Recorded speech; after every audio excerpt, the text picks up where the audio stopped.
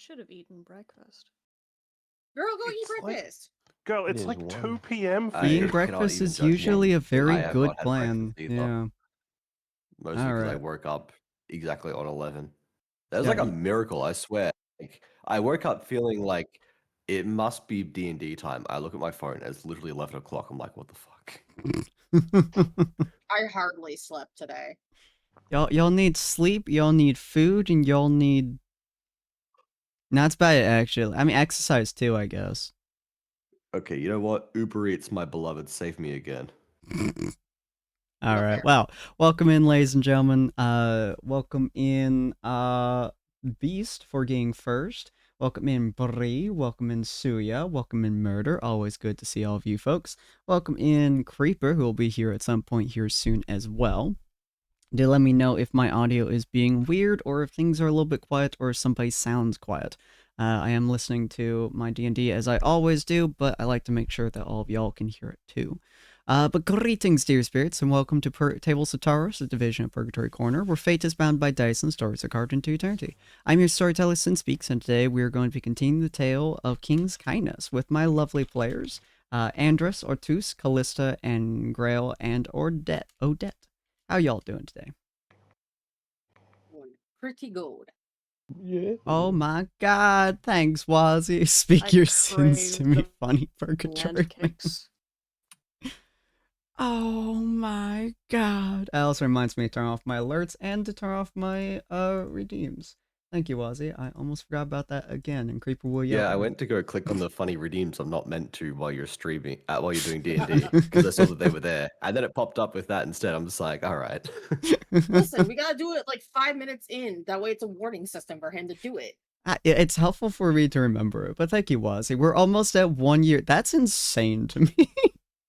A whole year. That's It's crazy to me, dude.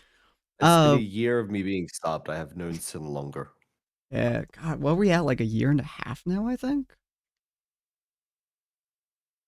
Has it been a year? It's almost been 2, actually, hasn't it? 1.8. Oh my god, it's almost been 2 years. Fuck me, dude. Crazy. We're getting old. Anyways. I don't need to be reminded of this.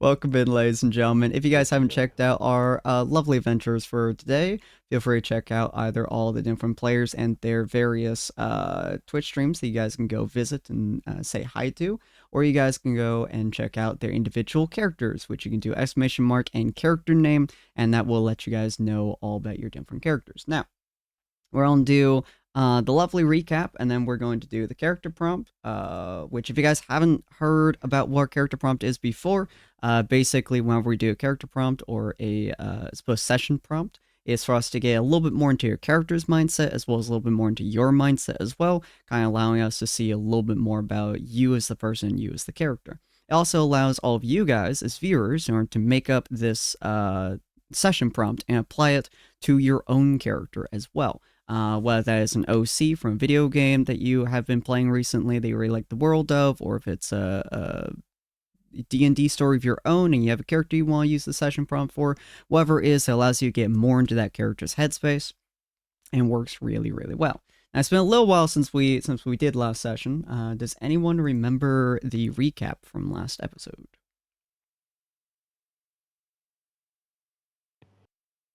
They all got drugged with brownies by Callista. Yeah. Andreas was gone.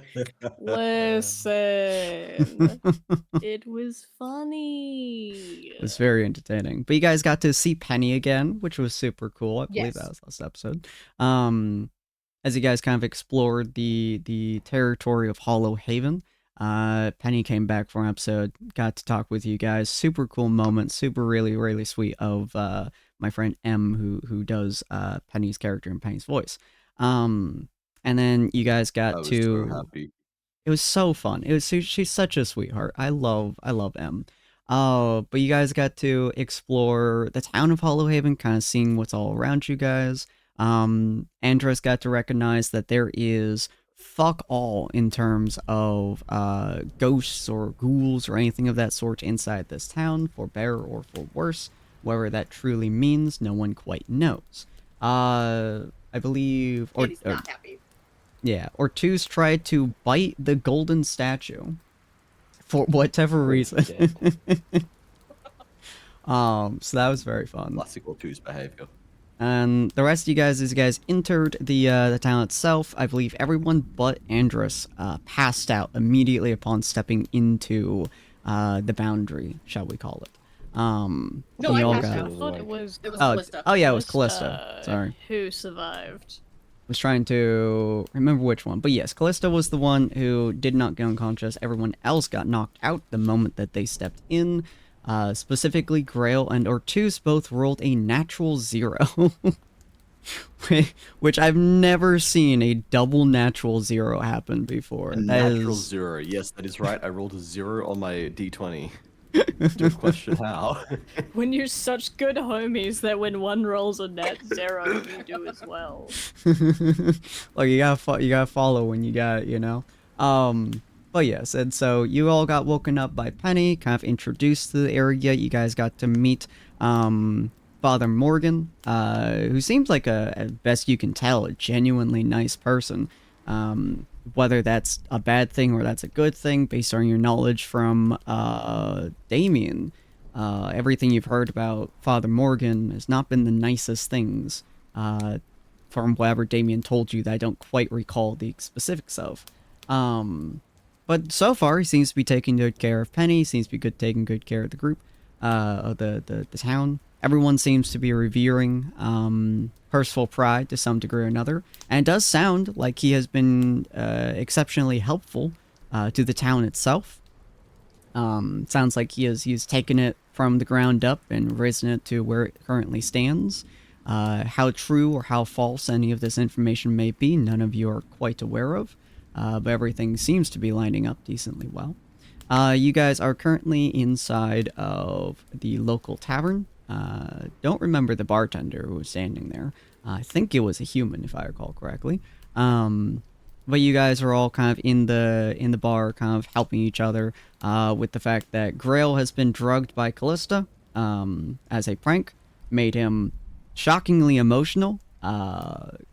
Andrus is not drugged. Ortuz is seeing the world in many shades of pink and is possibly having either a panic attack, a delirium run, or having a really bad trip. No one's really quite sure. And Odette also... The- Huh? All of the above. What was all that? of the above. Yeah, possibly all of the above. And Odette also got drugged too, following Grail's advice, for better or for worse. Following Grail's advice. Yeah, I don't quite recall how Odette was affected by this.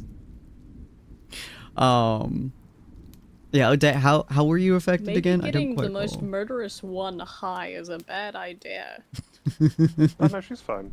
Like she's high, but yeah, she's fine. She's having a chill ride at the moment. Alright, so Yeah. we're going to do our session prompt for today. As I said, for all the viewers who are watching, if you guys are interested in taking the session prompt and applying it to your own character, feel free to type it out into the chat if you would like to, or you guys can just think about it yourselves. Do you guys remember who I started last session prompt on? Was it I think Andrus or it's was it... left to right this week. Huh? I think it's Yeah. left to right this week. left How to do right? you remember it every single week?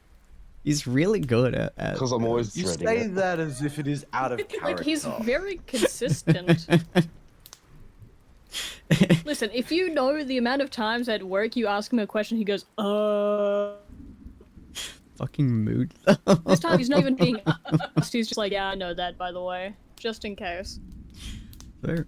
Alright, well, in that case, Andrus, based on your Okay. character's history so far throughout their backstory and the campaign, how do you think a regular villager would talk about your character?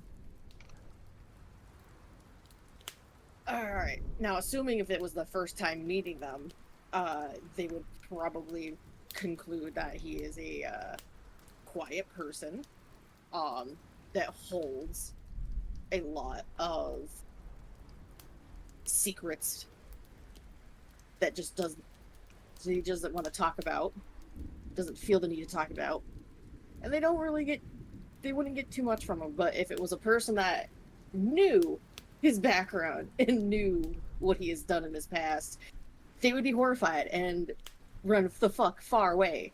It's possible. Fair enough. Fair enough. Alrighty. Ortus.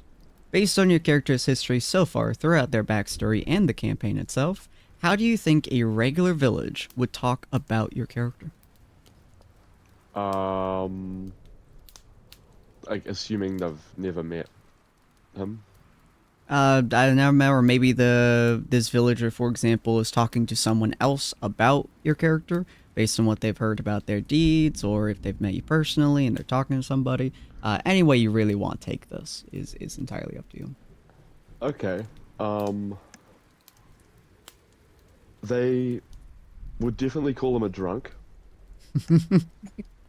Wherever he goes, he's immediately the town drunk. I love that. Because I think, unless it's like an orc encampment, he's out drinking most people. Yeah. But I'm assuming people would like know that he's like a decent person and would assume that whenever he's like there around that they could probably, you know, like go and just chat with him and he would be open to chatting back and everything. Alright, cool. Alrighty. Callista. Based on your character's history so far throughout their backstory and the campaign, how do you think a regular villager would talk about your character?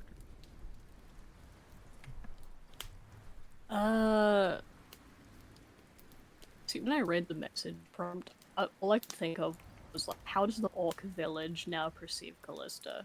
And that just gave me like the warm fuzzies. Either way, I think they would perceive her as a like whimsical like weirdo. You know, like she's nice, she's sweet, she's a bit air-headed. She's weird. We think she's a chill little creature. Okay. Not I sure like if that. chill's the correct word for Callista. But yeah. An interesting creature for sure.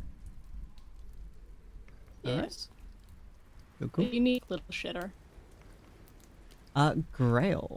Based on your character's history so far throughout their backstory and the campaign itself, how do you think a regular villager would talk about your character?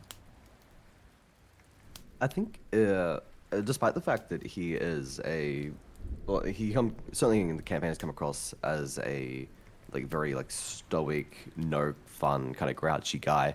I think in general the way he likes to present himself to the public and the way he would probably try to have people talk about him is as a very upstanding, moral kind of person who's very straightforward and strong in his opinions, goals, and the kind of person who people genuinely think is trying to affect good change in the world. So I think a lot of people would talk about him like that, as someone who they think highly of and who is definitely trying to make the world a better place. Although there are certainly a lot of people who would also see that and think that he's just another idiot who thinks he can do more than he can. So probably one of those two. Fair enough. Alright, and Odette. Based on your character's history so far throughout both their backstory and the campaign itself, how do you think a regular villager would talk about your character? I think they think she's lovely, to be honest. Given that, obviously she's a bit murderous, but that doesn't really get projected onto the regular townsfolk. So, I think they think she's wonderful. Fair enough. Honestly, I love the idea that, she's straight, she is straight up, I will kill people. But I love the idea that, very few people outside of those who've heard of you as being, the Baroness of the Battlefield and stuff, very few people outside that would be like, she's murdered. Now, they all be like, she's very sweet. Yeah, she's wonderful. Yeah, she's lovely. She's so cool. She's just a real peach to everyone else. Yeah. Alrighty. Well, Thank you all for answering the session prompts and thinking a little bit more deeply into your character and how they're viewed and everything of that sort. Welcome in Appa as well. But yes, now you guys are all inside of the tavern. If I recall correctly, it was midday, like maybe 2 p.m. or something of that sort. I think you guys were nearing the end of this month and going in soon into the month of Spectral, if I recall correctly. But it's about 2. I'll say it's about 2 p.m. or so. Everyone, is just kind of chilling and chatting. Most people outside of this tavern are doing their own thing. You guys are, of course, dealing with the consequences of your actions. Mainly of Callista's actions. Penny does say that she has to get back to the church in order to get a few things done, sort things out, talk with Father Morgan about a few things. But if you do need her, she'll be inside the church. She's more than happy to show you around the town, wherever you need to go. And to the best of your guys' knowledge, you have free access to the town. What would you guys like to do in your drugged stupor? Thorn is seemingly not around you guys, by the way. He just kind of disappeared after you guys had went into the tavern.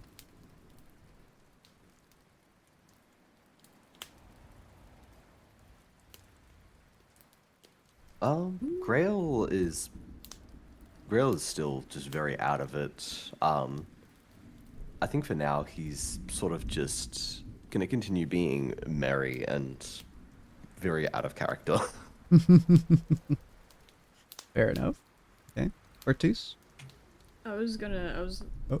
Oh, goes-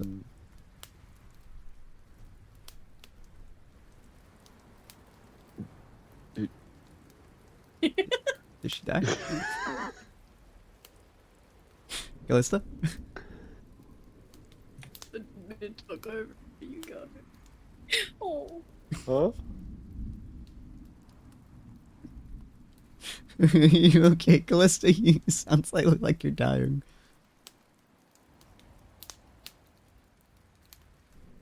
Huh? What were you going to say, Callista? I said I didn't. I said I didn't mean to talk over, so you can go. Oh, me?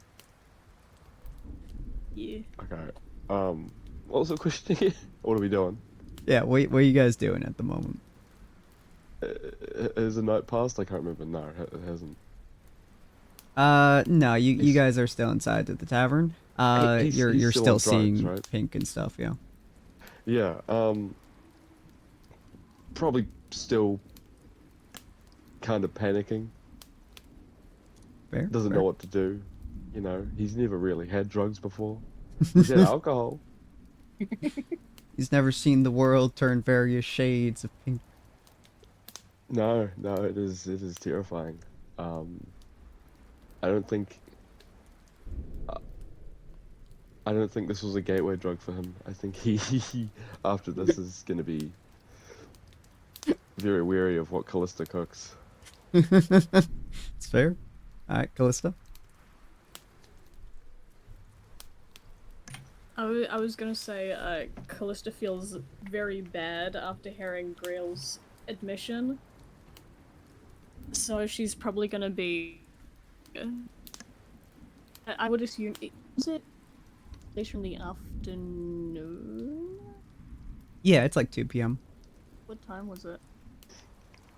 I think she was just gonna try and wrangle, like, Grail to, like, the nearest inn or something. You She guys are feels in a bad that tavern. she There will are make rooms inside the he doesn't tavern. do anything while... Oh yeah, taverns usually have... Okay. I guess we're renting a room then. Callista's being responsible for once. Responsibilities. Should you wrangle Ortus as well? You could. He looks like he's having some major panic issues.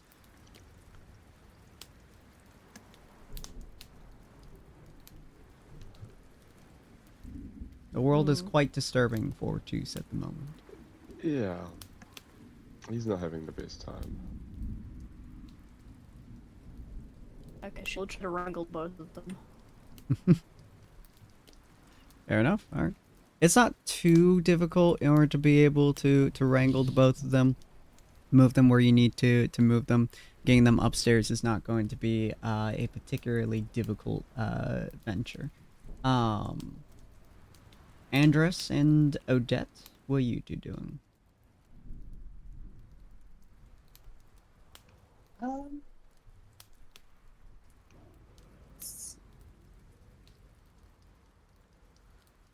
I think Andreas would want to go scope out the center of town once again, with the statue and such.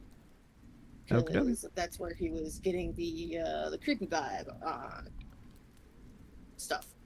Many creepy vibes you've been getting, yes. Yep. Specifically, mostly there. Mhm. But yeah. Okay. And Odette? An excellent question. I'm high, right? Yes. No, you're Odette. Got him. I think I'm gonna explore the town. Oh boy. Alrighty. So I will have. No, I think I'm gonna have both of you roll.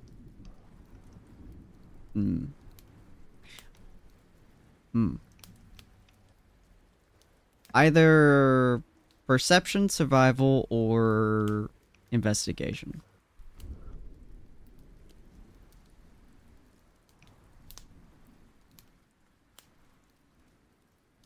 Perception.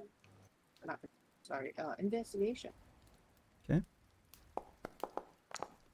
Fuck off.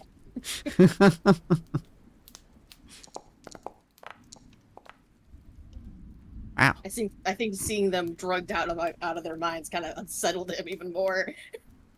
Just a little bit. Just a little Someone bit. slipped Andreas a bland cake while he wasn't looking. Jeez. Oh, no. Alrighty. So yeah, so Andros, as you're walking around, like obviously many things are weighing on you at the moment. It's decidedly uncomfortable. Both being in town, having your friends get fairy dust essentially poured into their foods. I mean, you just woke up like less than what, an hour ago after getting passed out for no Yeah. reason. Like things are being weird. As you walk into the center of town, it just gets weirder, essentially. Feel free to roll me a wisdom saving throw. Great.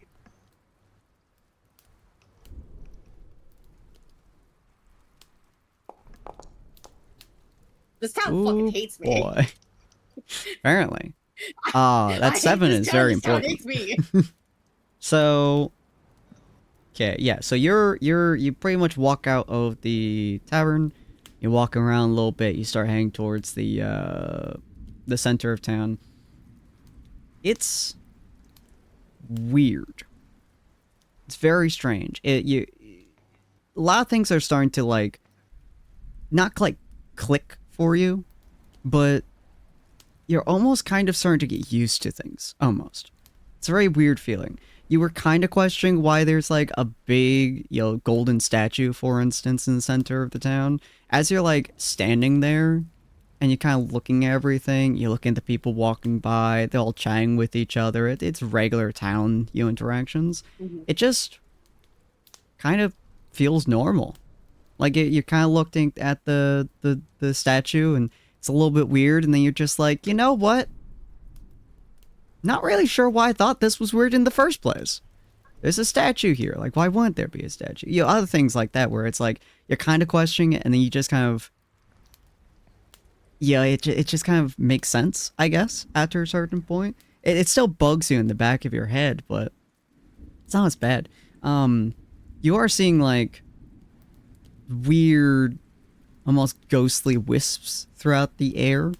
As you're walking around, they're clearly not ghosts. They're clearly not like anything ethereal, as you would rain on that real quick.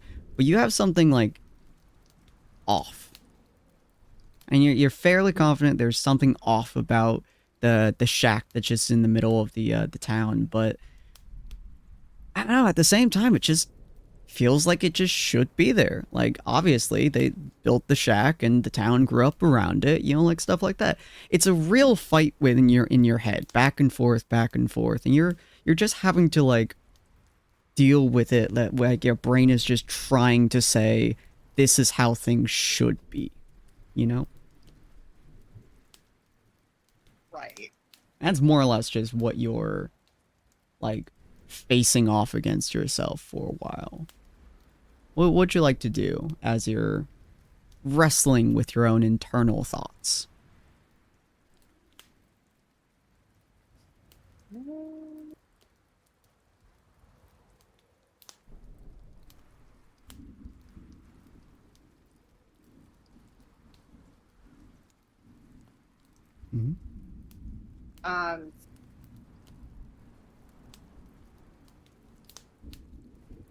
See if there's anything I can actually do. So I'm not seeing it.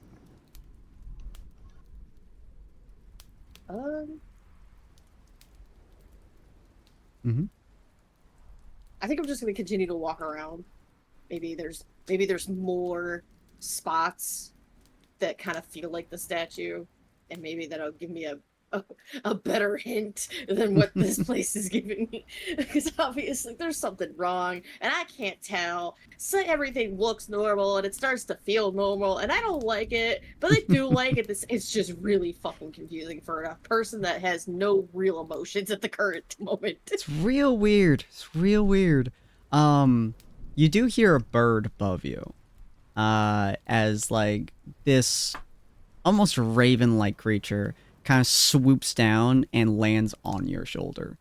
You do notice there is a tiny note attached to its leg, as it's just kind of nice. standing there. I will take said note. Okay. It almost immediately flies away without like any hesitation. As you're reading, the note is, I suppose, the same handwriting as you're fairly used to from most of the order.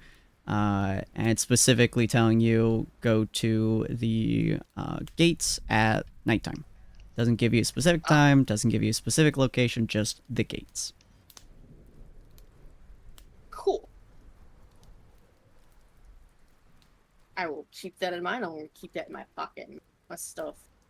And I will, I'm going to look for every gate that's in this town. Get a lay of the land now, actually, now that I have that note. Cool. While you do that, we're going to move over to Odette. Odette, you are kind of wandering outside of the tavern. Your trip is much nicer than your companion's is. It's, you're feeling pretty good. You're feeling pretty all right. This is drugs work pretty well on you, as it turns out. It's a good little trip. bit of drugs.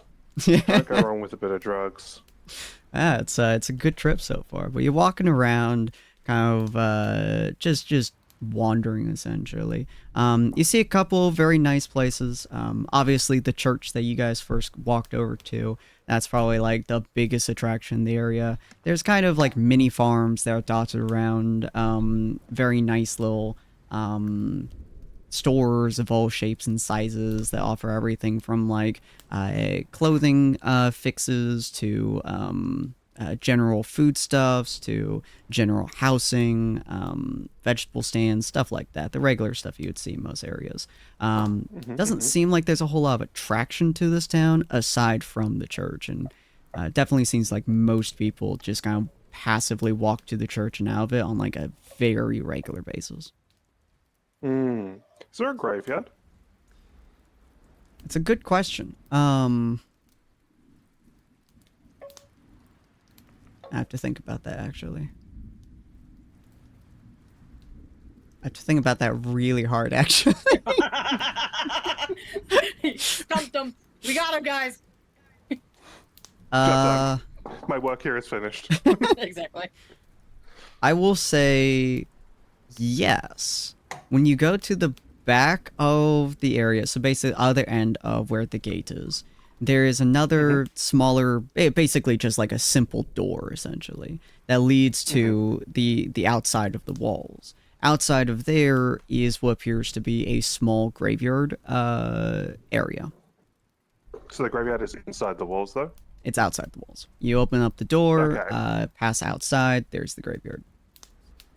Okay, so beyond the walls there's a graveyard. I will poke my head over there. I'll quickly walk into the graveyard. Are there any... Like, when was the last time someone died? Okay. Because the graves should have, like... the graves should have markers on them that would have, like, dates of death, right? So Yeah. logically, if anyone's died recently or in the past, like, 10 years, there should be a grave date there. Okay. Let's see. Hold on, I have to... I no idea how I didn't think of a graveyard beforehand. Given that the whole thing about this town is that no one fucking dies. Yeah, it really wasn't expecting y'all to... There's no graveyard. Duh. Let's see. That's the point I'm trying to make. The last date of death was 19 years before current date. Okie dokie.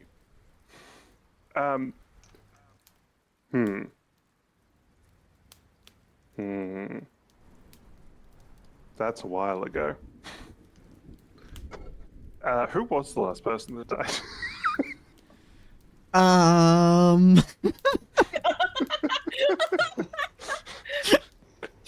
Jim Bob, our favorite character.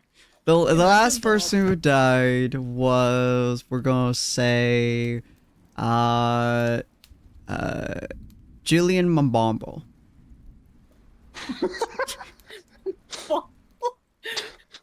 Yeah, that's dude. You know what? That's on me. Look, that one's on me. All right, then how do you spell his name? We need to know Why this. is Jillian Yeah. Mabomble on here? Julian Mambombo. Okay, I thought he was buried. so I'm still high. Yeah. What would Odette do? But this is a good trip, right? Yes, this is a very nice trip. As you kind of walk out of the gates, or not the gates, but you walk out of the door, out of the I suppose the radius of the town. It feels a little bit weird. Feels like you're having like a small inkling to come back. It's not like really big. It's not like tugging on you or anything. You're just like, as you step outside, you're like, part of your brain right in the back might be the trip. But part of your brain is just like, I could go back in. Ah, so there's like a lure to drag me back into town. Interesting. And I'm high. I'd like to focus in on that portion of the brain. That little thought of I could go back in. You're just like, I'm so high. What are you talking to me, brain? What's going on? What are you saying, brain? Why do you want to go back inside? That's awfully suspicious. Are you betraying me, brain? Are you turning on me? Is that what's happening? I'm glad to fight my own brain.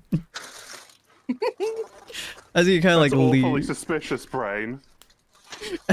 as you kind of like lean into that little inkling in the back of your head, it's just like you feel like your brain's talking to you, man. Like your brain has like a need to go back in there. It's like there might be like cookies or something back there. I don't like cookies. Damn, might be like more pancakes No, or it's too something. late. You said cookies. This isn't part of my brain. Odette I want to really focus is a harder on this psychopath. part of my She doesn't brain. like cookies. We all The knew most she was abhorrent evil. thing to come out of her so far. Fuck it. Give me a wisdom saving throw, I guess. Can I have advantage? Sure, fuck it. Yeah, fucking your your highness is giving you advantage. Yes, yeah. Advantage. Am I within 15 feet of Grail? Absolutely not. Damn it. A 13. Yeah, you're kind of focusing on it.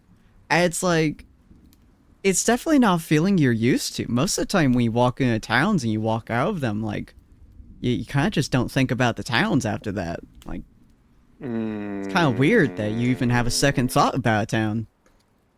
That is weird. Very strange. I would like to, since this is my brain, Okay, okay.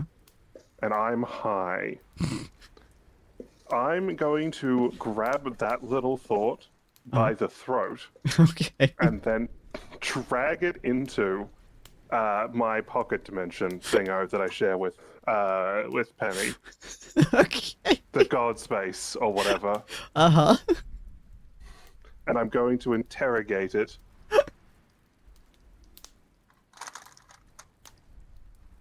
It's the wildest fucking drug trip Listen, I've you ever made seen. me high. this is wild as fuck, let me tell you. Yeah, so like you go into your weird little brain space that you're used to sharing with Penny, this kind of like dark environment and such, and you just see like another you, but it's also like not you at the same time. But it's pretty much you, but you're not really sure if you're looking at you or if you're looking at like a not you. I'd like to investigate the not me, if that's at all possible. How you gonna go about investigating? Oh, easy. Oh, no, that's really easy. Sword fight. If it's me, we should be equally matched. If it's not me, it'll lose. That is both ingenious and quite possibly the most insane thing I've ever heard. Yeah, If it's me, we'd be evenly matched, because we're, like Odette said, master sword fighter. But if it's not me, it'll lose.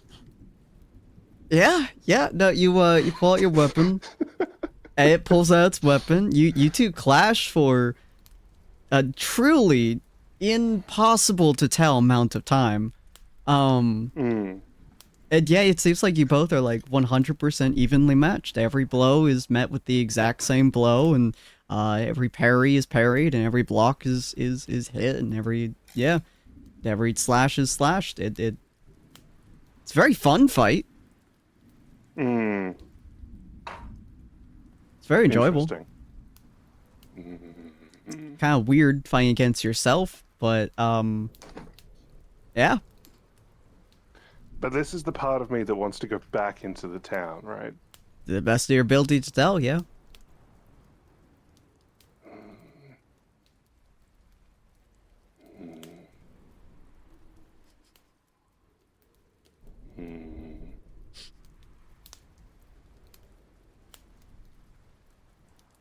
Okay. If I kill the part of me that wants to go back into town, will that hurt me in any functional capacity? I would say you have absolutely no idea.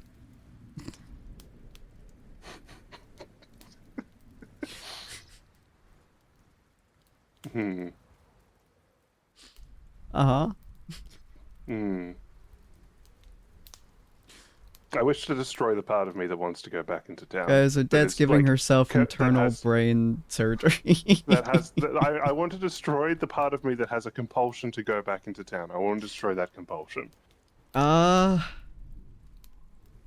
on, I think about how you hold on. Let's see. Let me look at your sheet real quick.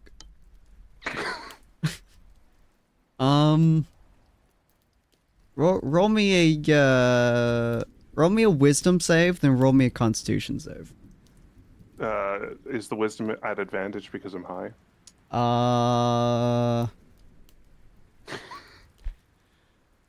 Give me such hard questions here today. Yeah, we'll go with that. Damn it, that was almost a 19. So the very good thing it was. Constitution, you say? Yeah, and constitution save. Wow. That's fine. I've taken worse. Yeah. So, you are attempting to kill an unknown portion of your brain. Yeah, it's fine. It's essentially... the metaphysical concept of this is wild. Mhm. You said you're such like taking this part of your brain, you're like, for lack of a better term, smothering it, or to like Mhm. destroy it out of your brain. As you do so, this is this is in your top 5 most painful things you've ever had to endure. This is Sick. real up there. You're not 100% like, it happens, and you're fairly confident you black out for a little bit. When you come back to, That's you're not happened. really sure what just happened or what's going on. All you know is it feels like an ice pick just got driven through your eyes into your brain. As you look back at the town, you definitely don't feel the compulsion to go back there, though you're not quite sure why you would go back there in the first place. That's fine. All right. I've killed that part of me, which is fantastic. I'm gonna go back into town now. Alrighty. We're doing science. Do I have to take a wisdom save when I enter town? So many implications here. We'll go with yes, but not for the reason I normally would have you do it. Okay. Is this one an advantage because I'm high? No, this one will not be. Okay. Damn it. You know, that's All right, fine. yeah, That's 9. That's good enough. As you walk in and like you step in, your head hurts a lot. You're not 100% sure if that's from literally internally dismantling your brain, or if it's from something else. But you definitely have a pretty raging headache at this point, especially as you walk in there. But for the most part, nothing really seems too odd. Yeah, you just have one hell of a killer headache. It Alright, feels so bad. I'm gonna quickly pop out of town again. Okay. The headache Do I have the compulsion? slightly Is- lessens. Is the compulsion to go back into town gone? No. Oh wait, Like, yes. it's not back, Sorry, rather. yeah. Yeah. There's no compulsion to go back. Sick. All right. Cool. I will say at the same Nothing wrong time, with a little. you also feel no compulsion to go anywhere, like any town. Like there's. That's fine.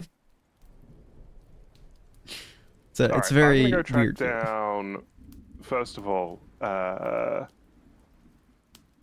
yeah, I should go see Penny.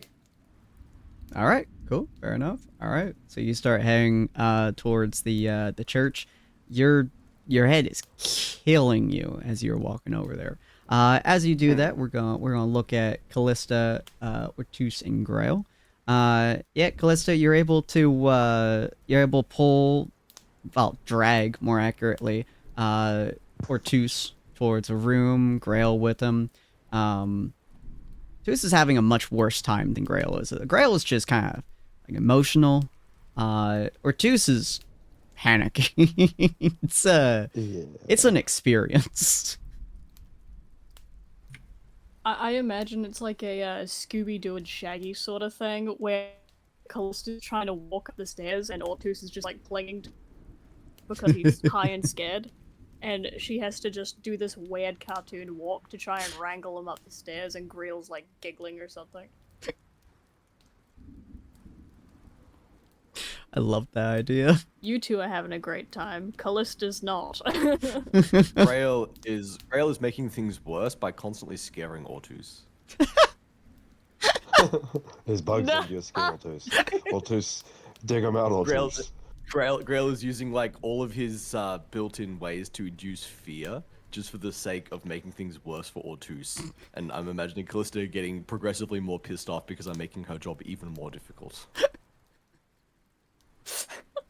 Like they turn the corner and Grail does that thing where he pops his wings out and he goes, "Ah!" Yeah.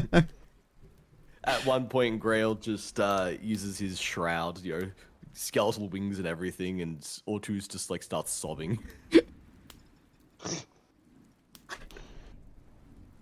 Oh, that's Oh beautiful. man. You managed to get Ortuz finally into the room along with Grail. Grail's having the time of his life at the moment. It's like What's it called? Is it like a trip sitter? Is that what Costa is? The Yes, trip yes, that sitter? is what something it like is. yeah. It's legitimately like less than like a 3-minute walk to get up into this area, into this room. It took you, I shit you not, 15 minutes to get up to here. You are God damn it. very tired. When we get to the top, Grail is going to command Ortus to flee. Oh my god. No. No, Callista's holding him. He's gonna try. Ortuz, roll me I think wisdom saving throw. Oh my god, he's gonna fail this shit. Oh no. Oh, I'm so excited. Callista's grip strength versus one terrified himbo. Oh my Hey, god, that's not he bad. actually succeeds. The terror flows through you, but fleeing, you don't flee. That's not what you do. You punch things. Everything else is more terrifying than this. Oh yeah. The pink is more terrifying. The pink is very more strange. terrifying. Oh yeah, Uh, wasn't he seeing everything as pink? So he's seeing a hot Yes. pink grail. Yeah, he sees like a muted pink Grail. He sees a very pink Callista. All the walls are pink and shit. Like you hear Grail be like, "Flee," and the first thing that comes to your mind, Ortuz, you remember desperately wanting to punch the pink shit inside of the Feywild when you were over there. Uh-huh. That's just your gut reaction, is to see something really, really pink now and just punch the shit out. And just start swinging. Yeah. Yeah, Yeah, I'd say so. He's like got pink trauma. Grail tells you The flee, evil and like your pink head girl snaps over to him, Scares me. or you just go take a haymaker towards. You want me to roll anything or just We'll do strength check versus Grail's dex check. So I just find that fucking hilarious. do we both are we both gonna be like disadvantaged due to drugs, or are we fine for like physical? We'll just do normal. Cancels each other out. So just a regular strength? Yeah, just normal strength check, and then Wazzy will do a dex check. Oh boy. Oh boy. Why y'all are getting the Oh, fucking no. good rolls? Oh my god. This town Being just high generally and hates scared me. makes Ortuz strong. Being high and scared either makes anyone strong or anyone hide under a bed. The day that fucking someone tells Ortuz to flee is the day that Ortuz fights back with a Oh, I patch. thought that was a 2. Oh boy. So you tell him to flee, and unfortunately, Ortuz it was practically raised on a battlefield. Someone tells him to run, he runs towards the enemy and not get away from the enemy. So like he snaps towards you. He just sees a pink, weird blob thing jumps out of Callisto's arms and just socks you right in the face. Jesus Christ. Thankfully, it doesn't hurt as much as you would assume it would. He's clearly not using his full power, but he's very desperately trying to get rid of the pink. You could see his eyes, all he's staring at is pink. And he just, thunk. We have created a ball. Congratulations. Anytime you want to kill something, just spray it pink. Spray it pink or two. Use dancing lights on it. Hide pony. Color yeah. spray. Okay. No, don't touch Pony. Yeah, great. You just That's kind of too get far, man. you just kind of get socked in the jaw. Like you don't go down or anything. You're far too sturdy for that. But man, your jaw hurts now. Grail's going to cry.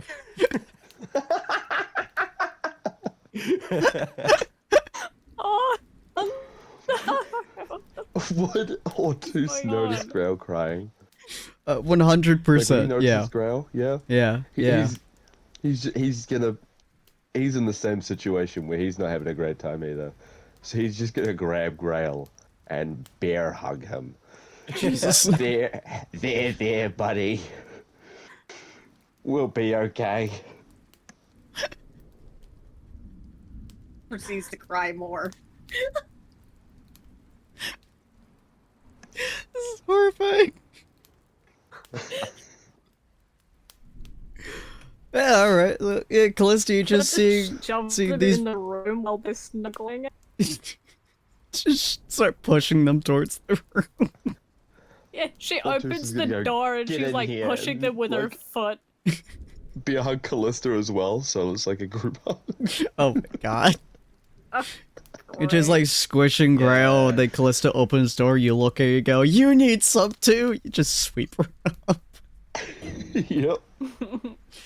Oh, I cannot imagine how unpleasant the armor pressing into her is. But you. It would be very bad. Yeah. Alright, yeah, so, you squish the two of them, with more force than a bear would give. You go into the room and pass the fuck out.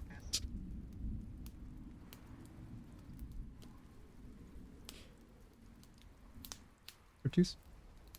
Okay. I'm assuming Ortus probably doesn't even make it to the bed. Because the bed will probably also be pink, right?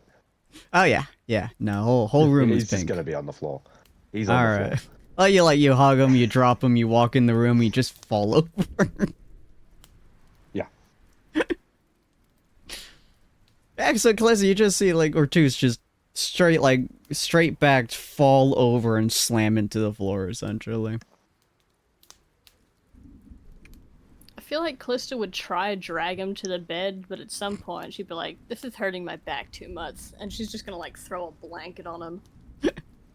He'll be fine. He'll be a-okay eventually. He's a sturdy guy. Oh, good lord. You see quite a large bruise forming on Grail's chin.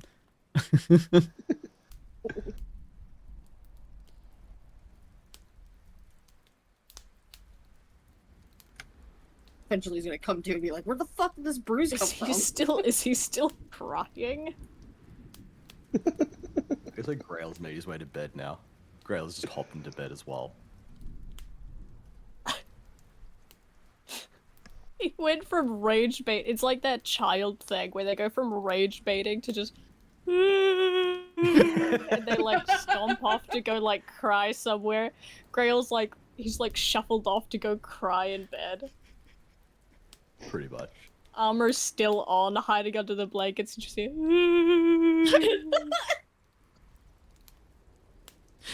Oh, I fucking loved that. Alright. Are you going to attempt to console the armored man or go? Fine. May as well. You did truck him. I You know. did, Yeah. yes. Okay, Callista will sit like. Okay, I guess she's tucking Grail into bed.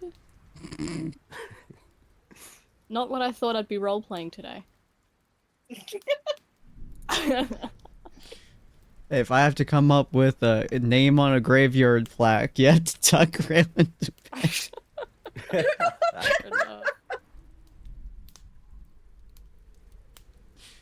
Oh, alright. I'm debating if I should like cure wounds the bruise.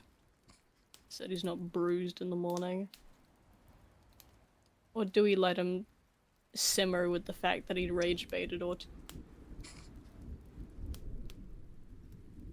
Good question. Callista will cure wounds then. Oh. Did that just hear you quietly go, damn it, under your breath, Otters. No.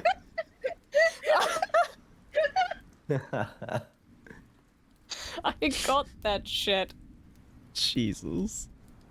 All right, yeah, Do you want me cure. to roll for the cure wounds? Okay. No, it's such a light bruise. It barely would be a health point. But you're able to cure wounds him. The bruise slowly fades. He still looks fucking drugged, but you know, at least his face isn't damaged.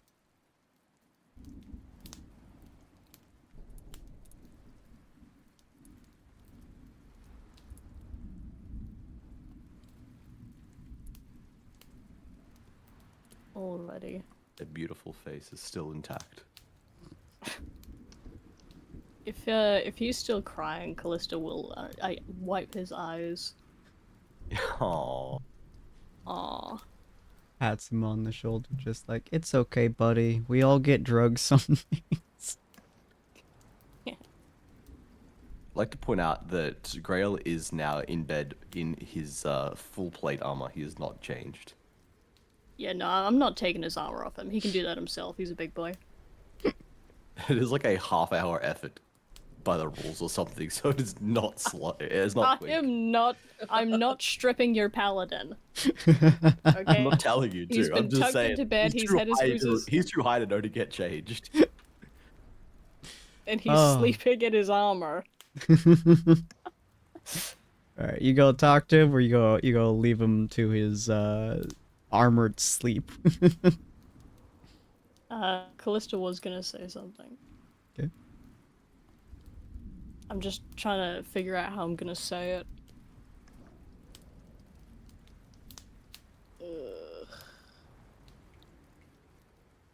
I won't drug you again, buddy. I was /J. Well, Grail at this point doesn't know that he was drugged. He doesn't know exactly why he is the way he is. He probably won't when he wakes up, so... Yeah, Ugh, we'll same. see.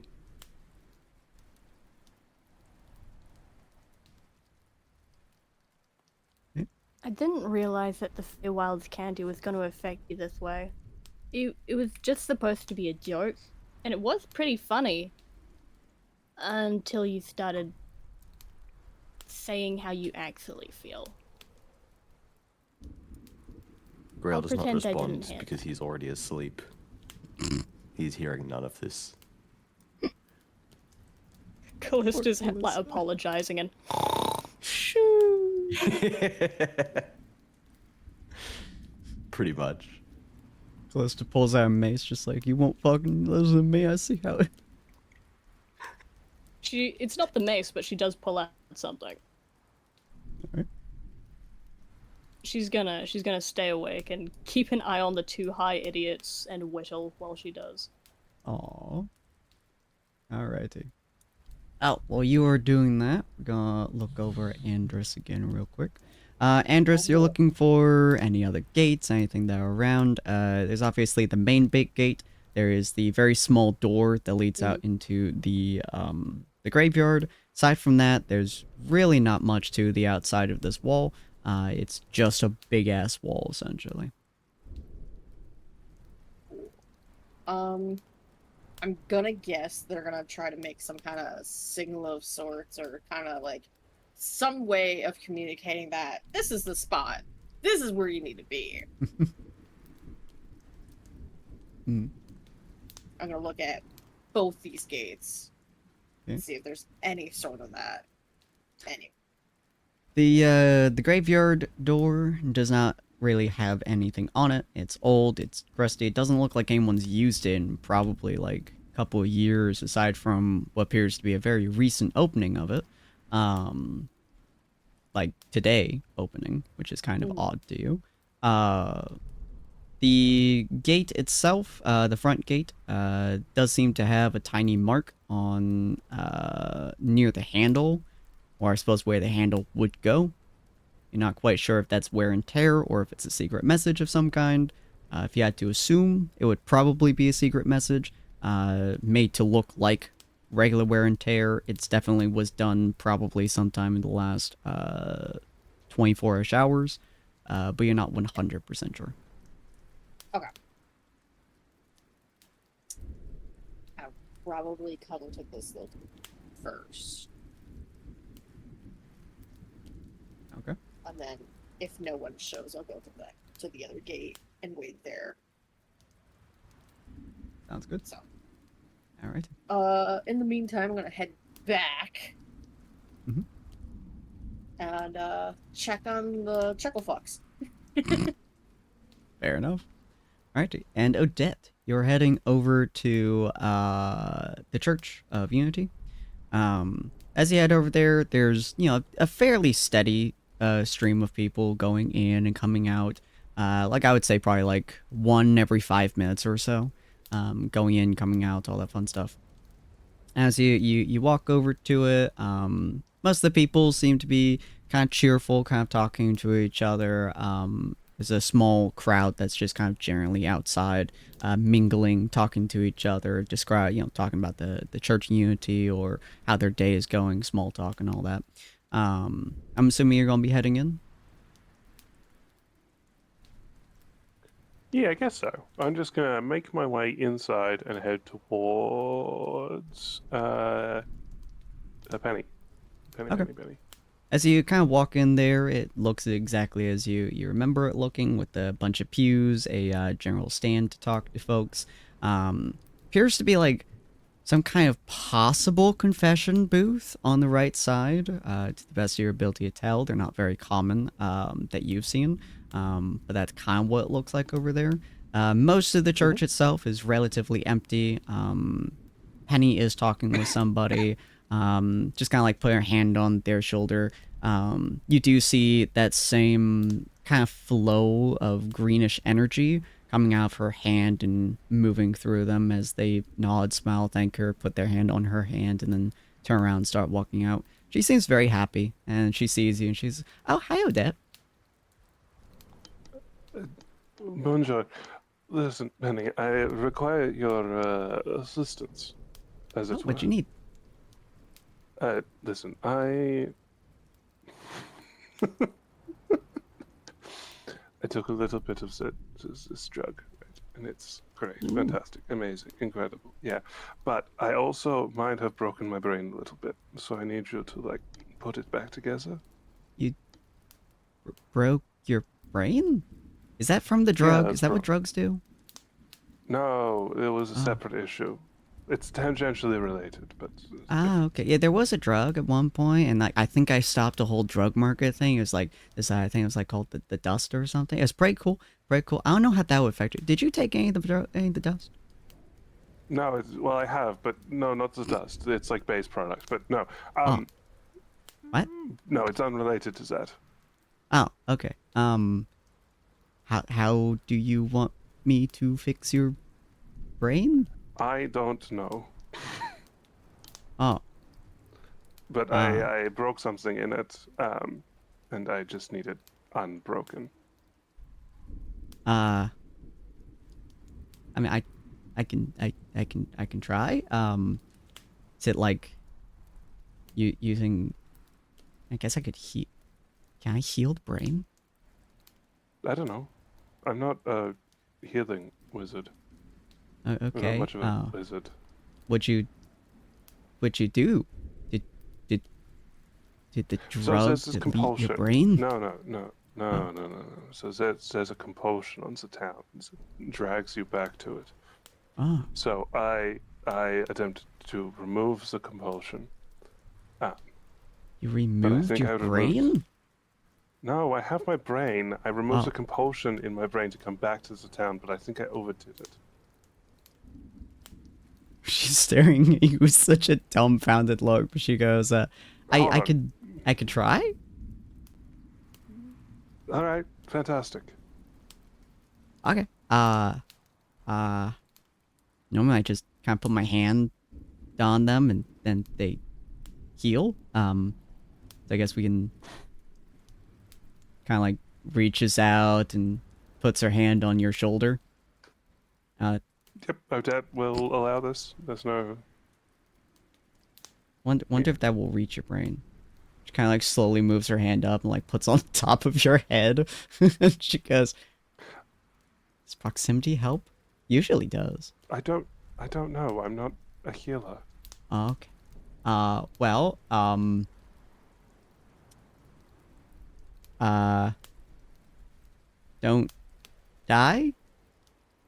I'll try not to. Okay. Now here we go.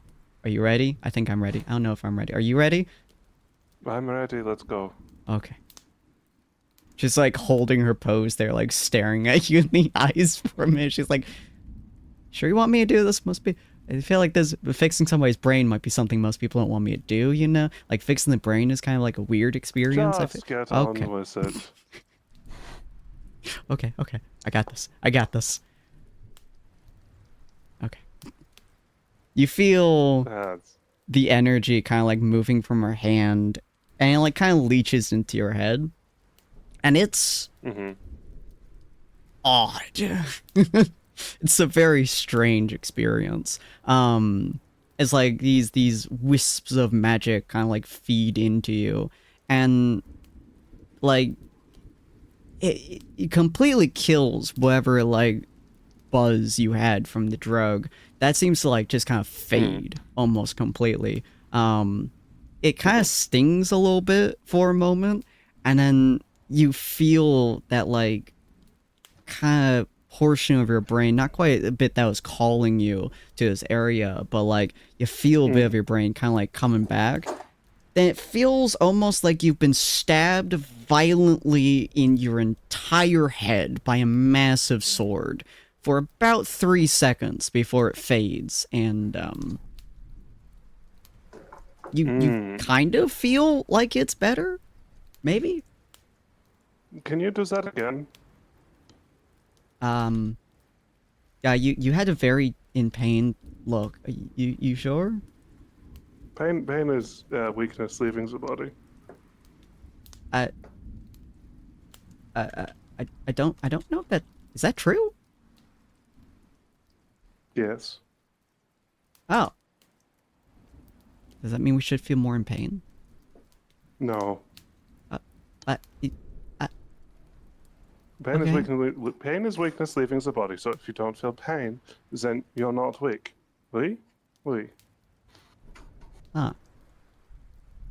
Well, I can try it again. I don't really know what I did the last time, but okay.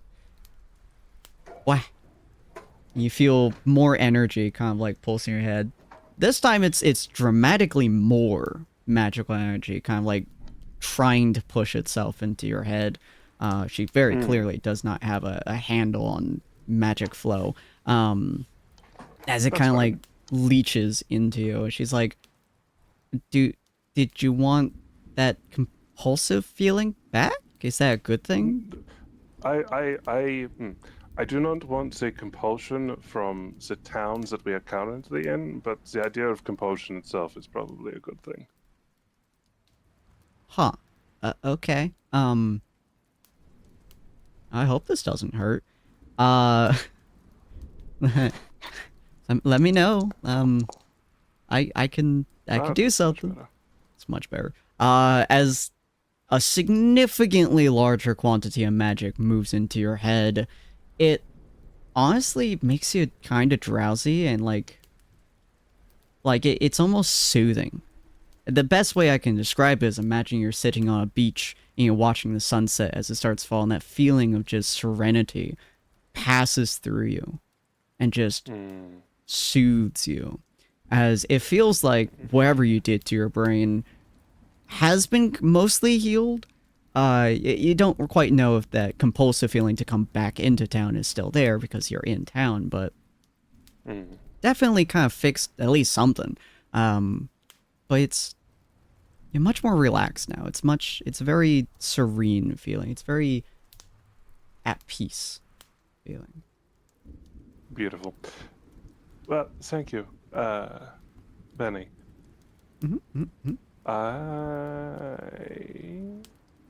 need to take care of some other things, but your assistance is greatly appreciated. Yeah, I'm glad you came and had me help. how's the how's the rest of the party? They're doing good, I think. That's Well, I mean, both Grail and Hodus Mm-hmm. a little drugged up at the moment. Oh yeah, yeah. Hopefully the But as Callista didn't do too much, you know. Oh, I'm sure they'll be fine in like a day or two. well, if they need me, I'll be Anyway. here. I'll let them know if I see them anytime soon. I have things to test. I'm glad. Hopefully you like being here. I suppose. It's a nice place. It's all right. And she'll like curtsy and then hurry off to do more testing. Go. All right. As you leave, hold on just a moment.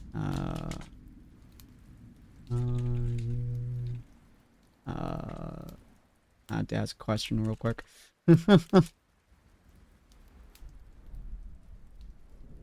Trying to see what my next step is gonna be here in a second. Might take a little bit longer than a second, it sounds like. Hold on. Maybe. Maybe. No? Alright, cool. So, you guys are taking a moment to kind of rest. Well, Grail, Toos, and Callista are taking a moment to rest. I believe Andros is going to the bathroom real quick. So yeah, Ordet, you, what is your testing? What's your testing going to be? Oh, I'm going back out to see whether the compulsion to go back into the city is there when I leave the city. I will say, as you step out,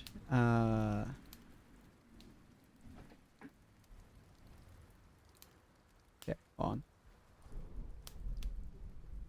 Waiting for a thing. Okay. I think we're waiting for something. Yeah. Sounds like it'd be cool. Does it? You know, wasn't really expecting this to take this long, to be honest with you. I'm getting increasingly concerned. Don't worry about it. It's fine. Is it? It's mostly fine. Probably fine. I really was expecting this to be faster. Wow. Alright, never mind. What, are you asking Julian Mambombo? Is he not getting back to you? Is it... Juliet's having some issues in the Gravetown, you know? It's fine. Anyway, so yeah, you step outside, and I will say that feeling, man, that is really pulling my brain through the ringer today, not even gonna lie to you. I will say that as you step out, that feeling does not return in the same way it did. You don't have a compulsion to go back into the town, but you feel like there's something off about the town the moment you step out of it. When you're inside the town, there you are. When you're inside the town, there's no feeling of weirdness about the town. The moment you step outside, you feel weird about the town. Not like, I don't want to go in, or I need to go in, or anything like that. This is weird. As you were stepping out... Yeah, I knew the town was weird. Yeah. Weirdly enough, whenever you're inside the town's radius, that feeling of, this is weird, like a deep set feeling kind of vanishes, and it's just like a back of your brain thought of like, this is kind of weird. But whenever you're outside the town, it's like a distinct feeling that you know this shit's weird as fuck. As you are stepping out of the town, you do see Thorn. Thorn, what are you doing as you are wandering, and you see Odette at the gates? Question: Is Thorn still blue? Excuse the fuck out of me. What? from all the lightning scarring. You do have blue lightning marks crawling all the way up your hands, all the way up to your shoulders. Yes. Okay. I'm blue. Dabba Thorn Thorn. looks at you in confusion, like he doesn't know where he is. Why are you blue?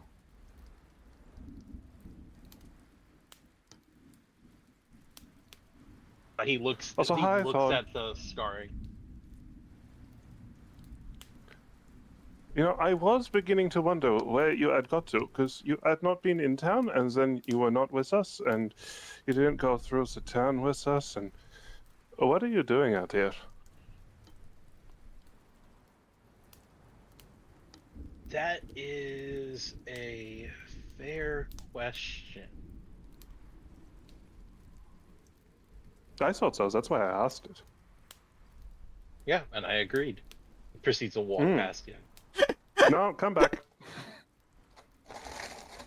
No, you have to answer It's the that questions meme that's of been asked. like Darkseid grabbing Superman by the cape as he tries to walk past. Yeah, hold on. It's like, hold your horse, bitch. Talk to me. What are you doing out here? I don't know, and looks around. I don't even know where I am at the moment. Okay. How many people with brain trauma do I have to deal with today? I'm one enough. What's the last things that you remember?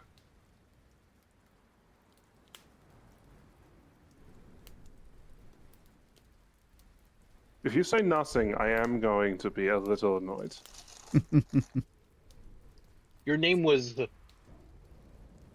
Callista, right? Oh, mon Dieu. No, I joke. I jest. Stop.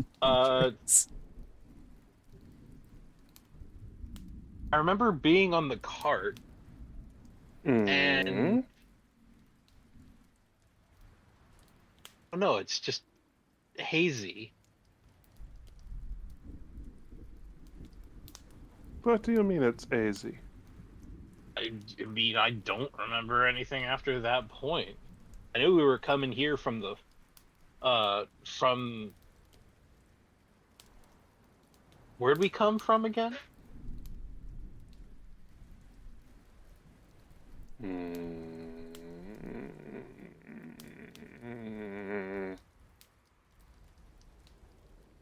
What? Are you Thorn? Kind of like touches his face, feels his ears, No, see, you could Pulls- be a changeling. pulls out a knife from his sleeve and then puts it back in. I feel like myself.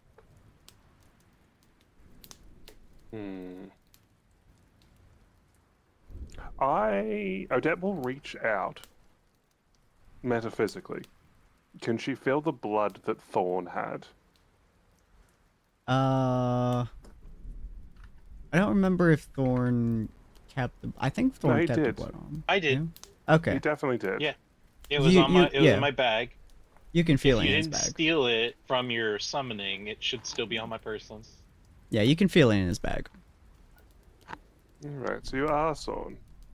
So you have no memories.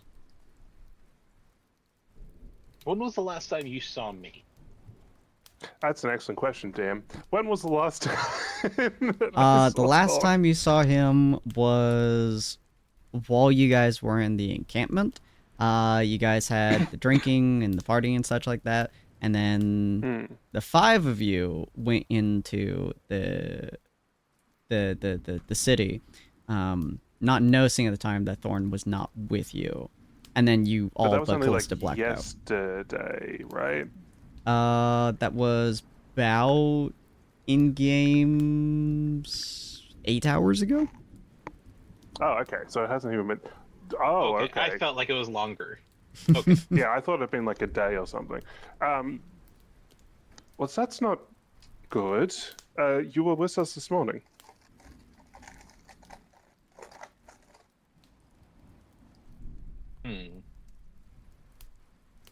Hmm. Indeed.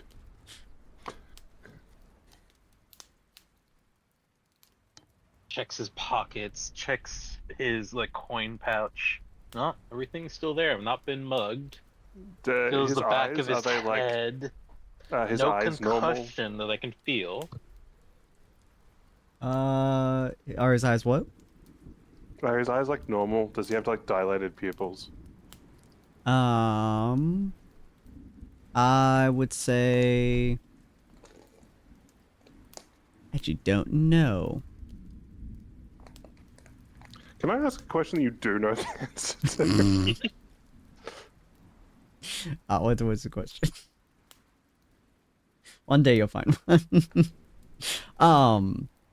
I would say his eyes look relatively normal. His hair is frizzed and is standing on end though.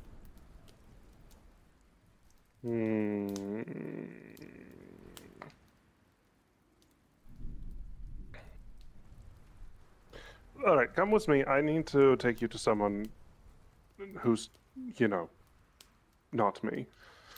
And she will like grab his hand and drag him into the city to go see like Callista or Andrus or like anyone who might know what the fuck to do. That's fair. All right. Gets mild concern. Hold on. Making sure I didn't have my trap card ready. Oh. What on earth would your trap card be, friend? Magic cylinder. It negates your attack and reflects the attack of your monster back to your left point. Odette just grabs her own hand. Beautiful.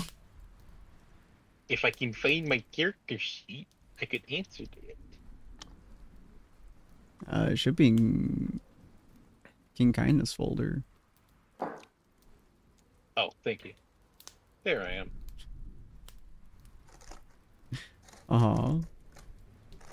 Spellbook. Nope, I didn't look like I had anything prepared. Okay, you drag me along. What, were you gonna fucking explode me, dude? Yeah. Yeah, if I had my glyphs prepared. Oh my Jesus God. Christ. Alright. So yeah, you bring him So you to... have to help me, but have have you considered anti-kidnapping. explosion? He has to have anti-kidnapping parameters. Well, clearly they didn't fucking work, did they? Because you were knocked I'm unconscious. not going and disappeared anywhere, for but 8 neither are hours. you. Well, how Oh, do you don't know worry, that? guys. Maybe they I've got- they did work, and that's the reason why he can't remember anything. Dude, don't worry. I've got anti-kidnapping features. Oh yeah. They blow me up. Alright, yeah, so you take him back into the tavern where you're fairly certain most people are. You do see Andros walking into the tavern shortly before you get there. As you get in there, the bartender just kind of tells you everyone's upstairs. He has a odd look on his face, like he's kind of confused as to why so many have just suddenly gone upstairs, but he just kind of shrugs as he says it. Andros is... Huh, what? Andrus, I found our friend. He Look was over, I wondering. see He was Thor. wandering around outside, and he has no memory of the past few hours, or indeed where he has been for a number of days. Here you go. Wait, did he just walk into the city? He did. Assumedly. Actually, no. When Ordette found him, he was in the city. Oh, okay. Yeah, she walked in, and he was just standing there, essentially. Okay. Yeah. So he didn't pass the fuck out. Okay, cool. Nope. Well, he might have done. We don't know. Ah, fuck. That could also add into the fucking head trauma that he's gotten today. Past couple days. It's only a little bit of brain damage. It's fine. Yeah, it'll be fine. A healthy Alrighty enough then. brain damage.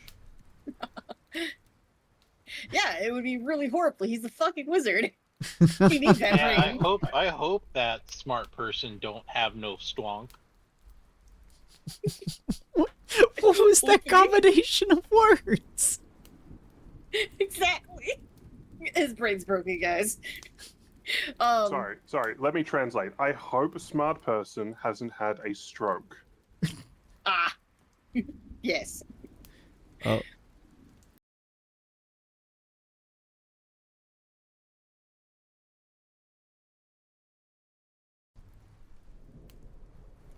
All right. We should be back now. Whoa. In theory. Okay. Hello. Am I back? We back? Okay. Hello. All right. Sounds like we're back. Okay. Continue. I will take Thorn and I will introduce Thorn to Penny. Cause why the fuck not? Yeah, fair enough. Because maybe Penny can do something for his broken little brain right now. As much as I hate this place, as much as I don't like her, All right. she might fix wizard brain. So you so you grab Thorn's hand essentially and just walk out of the building. You see the bartender just like Yep. standing there like holding his glass and watching as you come downstairs and slowly walk out the building. He's just staring in what appears to be genuine confusion since you just walked in. Oh yeah, this 4'3" twank of a tiefling just dragging this fucking 6-foot elven dude around. Yeah, Yeah, nothing weird about that. a lot of confusion. Odette, are you going upwards more to get into your own room? Are you going to go see Callista? What are you doing?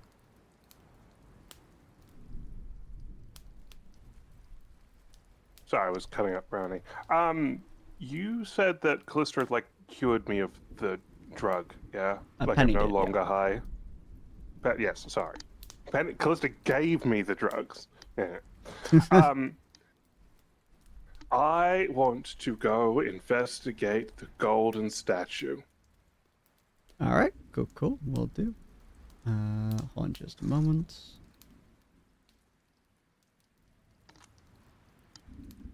All right. So you're going to head down to the statue. So we'll go over to Andrus and Thorn real quick first. So you guys head over to the Church of Unity. Same thing as what Odette saw. It's probably another couple hours, like maybe an hour or two more. So probably like 4 p.m. or so by this point in time from you guys walking around all the city over and over. So you're dragging the Thorn over to the church. A lot less people are here. Everyone's starting to kind of get ready as the sun is kind of starting to head down its slope. I believe sunset would be around 6 p.m. So you guys got a solid couple hours before sunset hits. But everyone's starting to kind of get ready into that nighttime groove. But you head with Thorn over to Penny, and as you guys walk into the Church of Unity, you see Penny and Father Morgan talking to each other. You're not quite sure. I haven't met this dude yet. Yeah, you're not quite sure what they're talking about exactly, but Penny kind of looks over her shoulder, sees to you, and she goes, "Oh, hi, Andrus, and who might you be?" This is Thorn. He's part of the party. Thorn, this is Penny. Penny, he had broken brain. Fucking fix, please. Oh, I just helped Odette with brain problems. Do you want me to? Did you take drugs too? Wait, no. She said that was not connected to the brain thing. Do you have a compulsion to stay in the town? And is that why? Like, are you breaking your brain too? Did you I don't know what she did exactly, but she said she damaged her brain, and I fixed her brain. I think maybe. Did you damage your brain? He's took a lightning bolt to the head, or 2. Was it 2? I can't remember if it was 2. He took a lightning bolt to the head at least at one point, and is apparently struggling to remember shit. Huh. kind of looks at Father Morgan. He just kind of shrugs, and Father Morgan looks at two of you and goes, "Well, it's good to meet you both." And he kind of like reaches out his hands for a handshake. I am Father Morgan, the runner of the church here, the Church of Unity. I'm sure Penny can help with whatever problems you may have. She's an excellent healer. What kind Thorn- of vibe do I get from this dude? What was that? Thorn Thorn? takes his hand and shakes it. Nice. So it's a very gentle shake from him. He's clearly like probably in his low 60s. Andres, roll me an insight.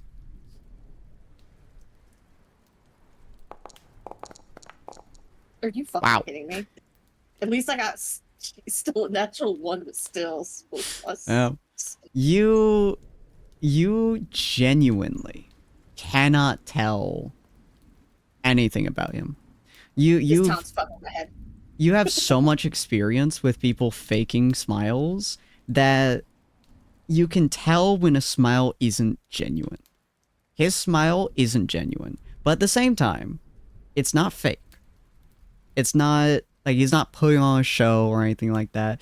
It's as close to a genuine smile that you can get without it being a truly genuine one. It's confounding to you almost. From what you can tell from at least his way he's getting on to you, he does sound from his words very, very genuine in all of his words, but his smile is just off. It's so hard for you to describe. Might even be paranoia, you're not very sure. But Yeah. you've seen a lot of smiles in your life, but this town fucks with you. So Yeah, I'm not. Mm. so it's a real toss up here. Sin. Uh-huh. As at the moment I touched Father Morgan, I subtle spelled identify on him. That is does that- ingenious. Hold on. Hold on, does that take a minute or does it instant for a minute? It. If you subtle spell it, Sorry, it should, I'm. yeah, it should last as long as the spell does. I just Okay, need I just to, wasn't sure. Still learning spells. yeah, I just need to find it. Where the fuck is your identify? No, it's fine. You just enthusiastically shake his hand for a minute. Yeah, it's an you go. instantaneous ability that lasts for a minute. So you learn its properties if it's a item. If you are touching a creature, you learn what spells, if any, are currently affecting it. A really uncomfortably long hug.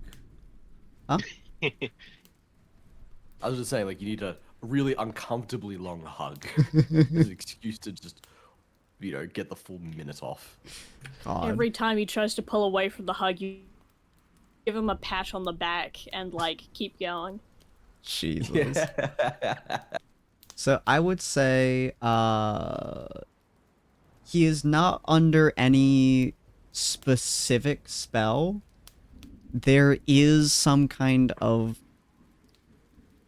mana tether, I suppose. You with your identify and general magical knowledge, mana turns into spells. You take raw natural mana that's in the air, in the ground, turn to stones, crystals, whatever, and you turn that into magic. As that is most wizards' jobs, most sorcerers' jobs, even clerics' jobs, is to turn raw mana that exists into a focused spell. You cannot see any of that focused spellcrafting on him in any way, shape, or form. Rather, there is mana that is connecting him, to the best of your knowledge, to the town.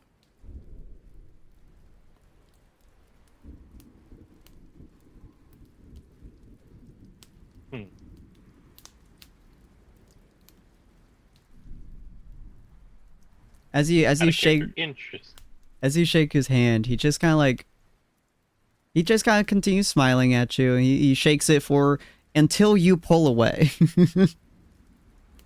Oh no, he doesn't. Thorn doesn't pull away. He just continues shaking. Andres, you just see Thorn and this old man just shaking hands. A minute passes. 2 minutes pass. It doesn't bother me. It means I don't have to fucking shake his hand now. 3 minutes pass. Penny looks at the two of you and goes, "Wow. Is that what you do when you do handshake? I've only ever handshake for like a couple seconds." Andrew just shrugs. 4th I love minute the idea passes. that this is just gonna permanently ruin Father Morgan's life because Penny now only subscribes to like the several minute handshakes. 5th minute passes, and Refuses to believe otherwise. Father just smiles. Obviously, the longer the handshake goes, the more polite, right? And Penny wants to be very polite.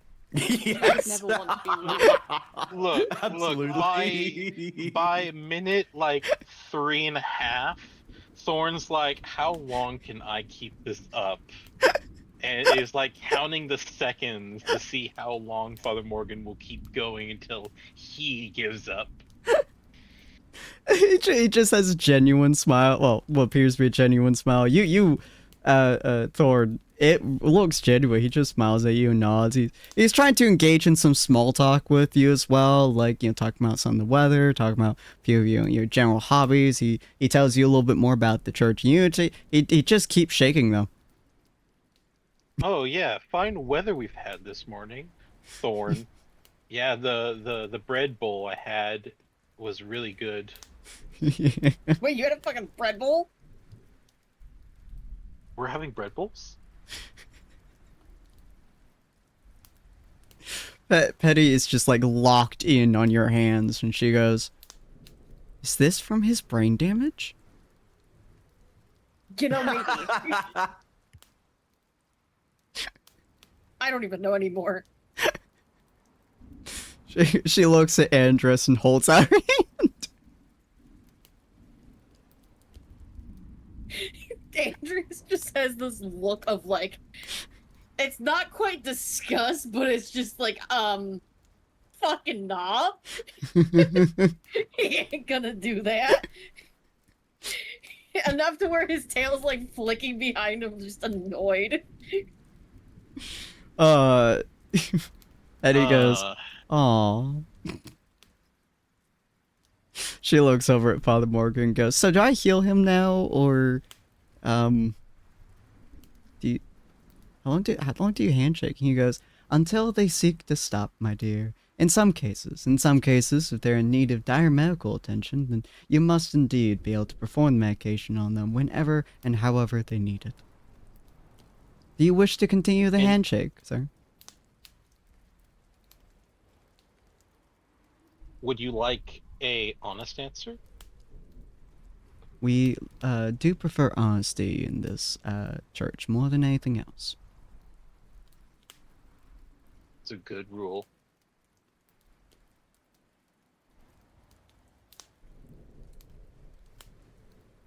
Still hasn't commented though. Yeah. Another minute passes. Alright, Penny, just fucking fix his head, please. Fucking, this is just downright unbearable at this point. Thorn's hand is actually starting to hurt from just like constant motions and stuff. Penny like looks at Andros, looks back at Thor, and goes, "But they're still handshaking." And they're probably gonna keep doing it for the next hour. You can handshake for an hour?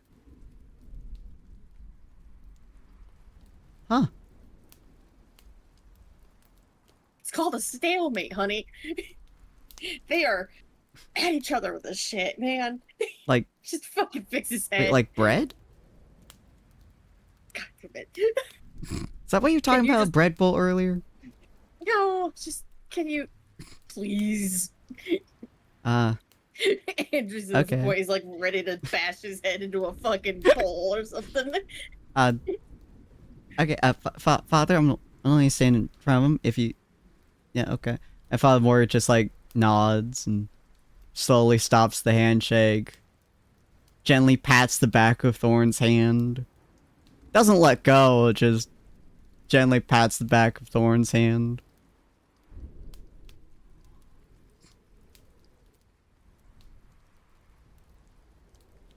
Do you let go, Thorn, or you just don't be staring him down?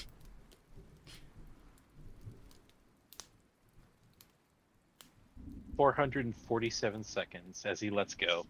Jesus fucking Christ. Dude, this is the fucking worst game of chicken ever to be invented. Penny looks deeply confused as the father just kind of nods, and Penny gets in front of Thorn. Like, she just, like, puts her hands on top of Thorn's head.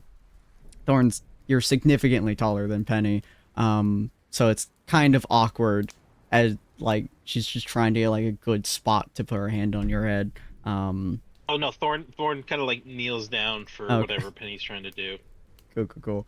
As she puts her hand on your head, she's gonna go, okay, so, the first time I did this,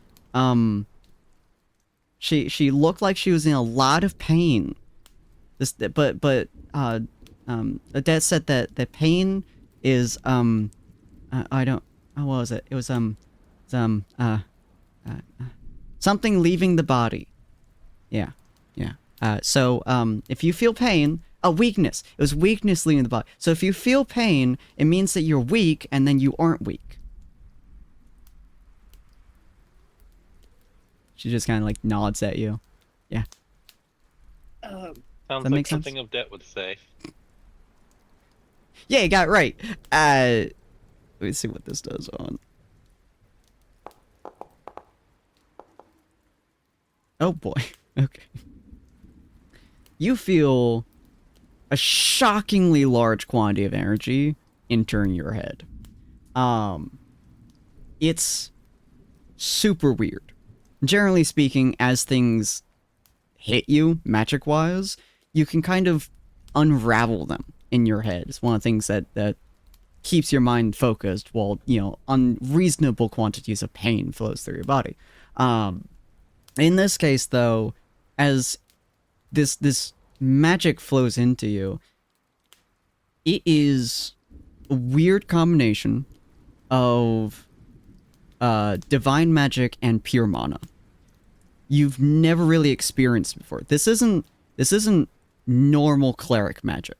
You've encountered a few clerics in your past. You've encountered a few healing spells in your past. In fact, Callista has done it a few times on you. This does not feel like Callista's magic. It does not feel like it is true divine magic. This feels almost like a parody of divine magic. It's in the same general boat, but for the most part is almost pure mana concentrated into a mimicry of healing.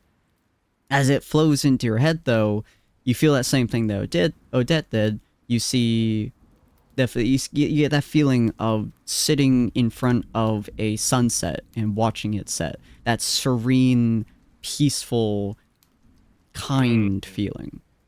As it Thorn flows does through not you. like that feeling. is a feeling that most people would die to get as it flows through your body. It probably is one of the most uncomfortable things you've personally felt. As it flows through your body, you can distinctly feel that there is no possible way that you could do this spell.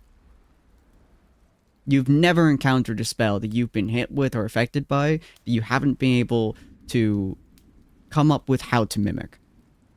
You have no idea how she's doing this in any way, shape, or form. But whatever, you can see from your fingertips and your general hands that lightning mark growing up your arms fades into what looks to be a dull scar. That kind of like gets healed over, essentially. It's a very, very faded scar now.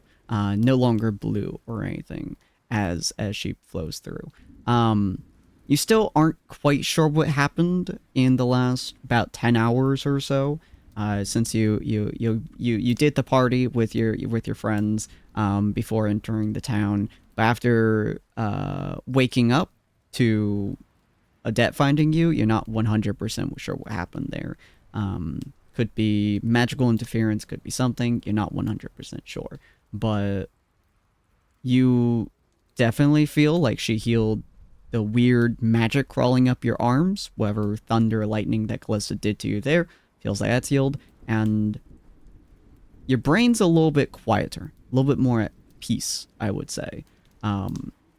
As bad as that might be to you. As she like takes her hands off of your head, you can kind of see that green, almost static, that flow of energy kind of revert back into her hands, and she goes, "Whew, okay, I think that should do it. I don't know if I fixed your the brain stuff. I don't really know what that is, but I'm assuming you don't have any drugs like Odette did, so that should be fine. If you attack your own brain, probably not the best thing. That didn't look like she enjoyed that very much. Hopefully I didn't hurt you. I tried to get better a second time.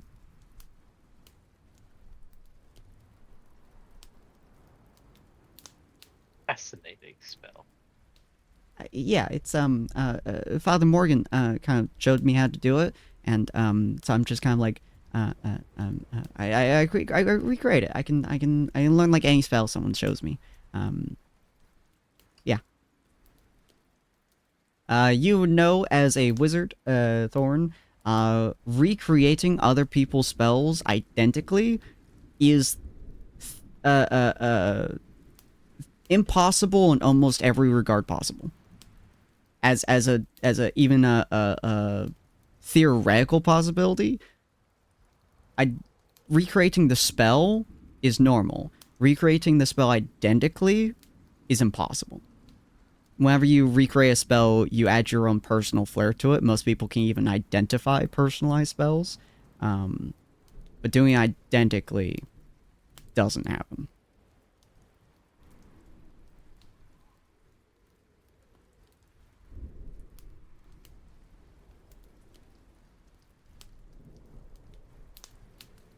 Thank you. He kind of holds his hand out to shake hers. Oh, absolutely. She like grabs your hand and starts shaking it. I'm always happy I can help in whatever way I can. Out of character, do I need to say it? Go identify. I'm gonna settle spell identify on her. She will hold your handshake for exactly 400 and something seconds, whatever the amount that you specified was. That's so Penny. No, I can already feel, just from being in Penny's presence, that this is the person who would, out of, what's the word? What's the, for kind-hearted person, what's it called? No idea. Kind-hearted innocence. I guess the innocence will have to work. Mm-hmm. Just the innocence and the cheeriness would keep me here forever. So Thorn doesn't hold on as long as Morgan, but yeah, she's holding on for the exact. Just to make for Penny, he'll go for as long as he needs. No, the you could tell like. You count in your head the amount of seconds. She matches the exact amount of seconds that you told the father. As you are identifying her, and you have plenty of time to do this, as she is shaking her hand, you get a very similar feeling that you did to the father. She is not connected to this area in the same way he is. It's like he is connected to the area by like magical threads, essentially. Mana itself is connecting him to this town, possibly to the weird barrier radius thing that is preventing the ghost. Possibly, you're not 100% sure, but definitely to the connection to this town. Penny, though, you know for a fact there's no spells connecting her. She is also, and you can tell this almost distinctly, specifically through the fact that you know magic incredibly well. You've literally been studying it almost your entire life. She is not a regular humanoid. She looks like she's human and she's tiefling. The moment that you cast identify on her and you're like shaking her hand, you get a distinct and like chilled to the like core feeling. You are not touching a person. You're not quite sure what you're touching, but you are not touching a person.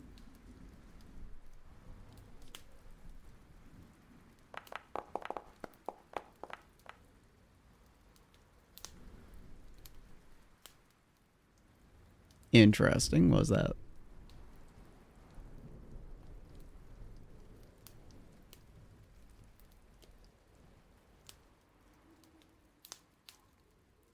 Thorn? I muted. Nah, rolling personally to see what the dice gods wanted fate to be. I see. Yeah, no, he doesn't say aloud, but he is deeply fascinated with the existence of Penny. Okay. Yeah, it's weird too, because most things that you would qualify as a quote-unquote creature rather than like human and such like that, you would arguably say don't have what you would consider to be, say, a soul. There's something that is distinctly non-human. Penny does not fit that in the slightest. Without having used identify, there is no way that you would consider her to not be, air quote, human. But this is strange, to say the least. Well, yeah, she does the whole handshake for exactly 400 and something seconds, matching the time with the father perfectly, before she then taps the back of your hand and let's go.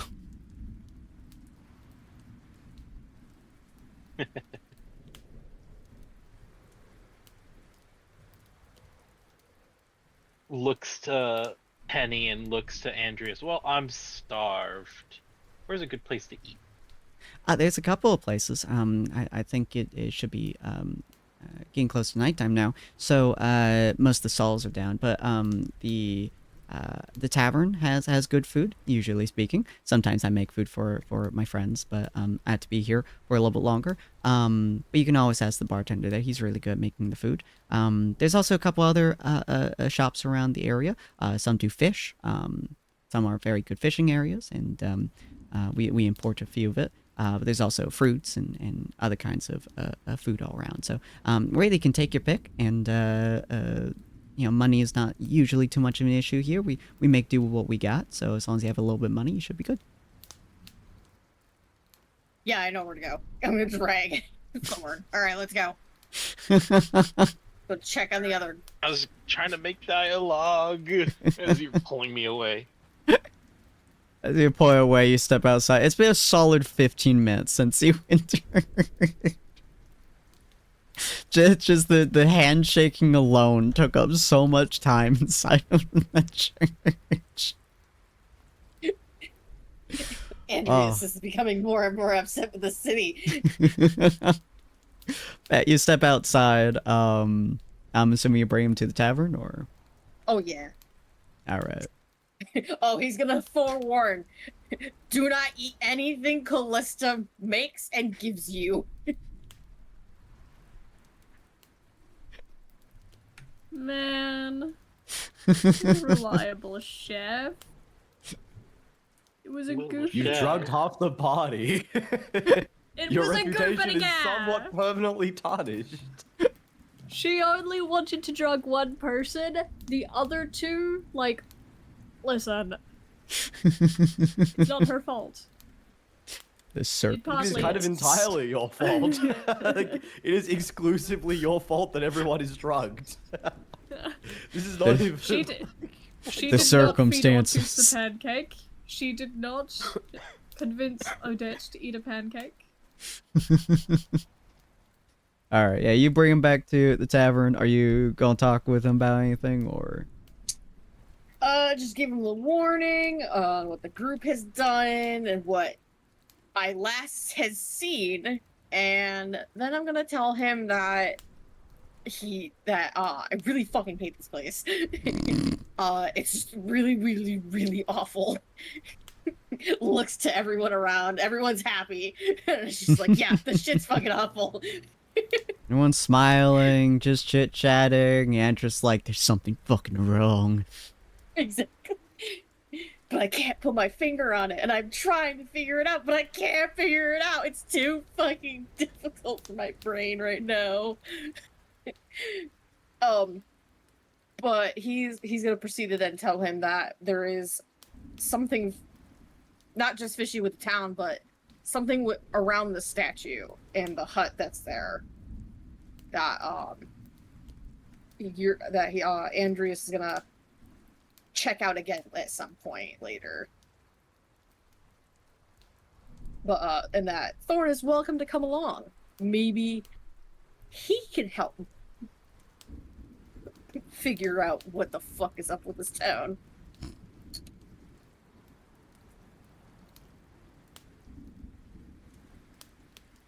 Thorn doesn't comment. Thorn just lets Andreas rant, because this is the longest Thorn's heard Andreas talk in their entire... How long have we been traveling together? At least 2 weeks. Yeah. Fair enough. Alright, while you guys are chit-chatting, Odette, you said you were walking over to the hut and the gold statue. What are you looking for exactly? How close to the center of town are we? The hut itself is directly in the middle. The And tavern the statue's on is top of the hut. yeah, and the tavern is Interesting. probably like halfway to the back wall. Mm-hmm.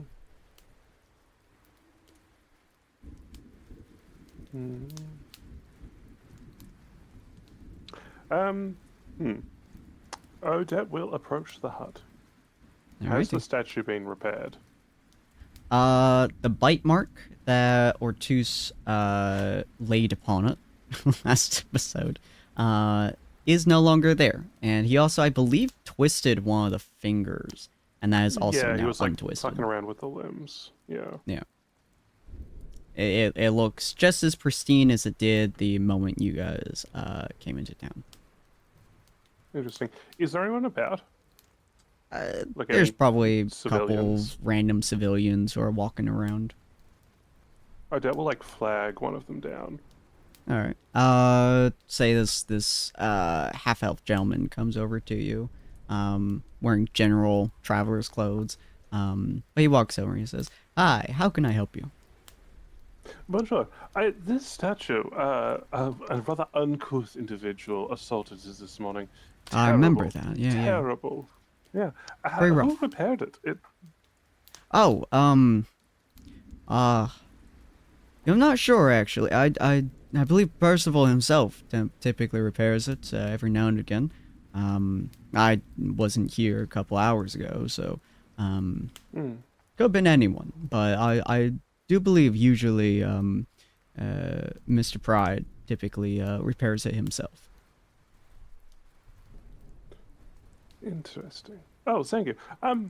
Yes, no, it's good to see that it's been repaired. Obviously, the statue was terribly damaged by that ruffian. So Indeed, but it's Percival such a repaired it shame himself? whenever someone decides to dismark such a beautiful creation. When did? Forgive me, I'm new in town. How long have you been here? Welcome to Hollow Haven. In that case, I've been here for about 5 years, I would say, give or take a little bit. So it's a nice place to be. Very, very kind area.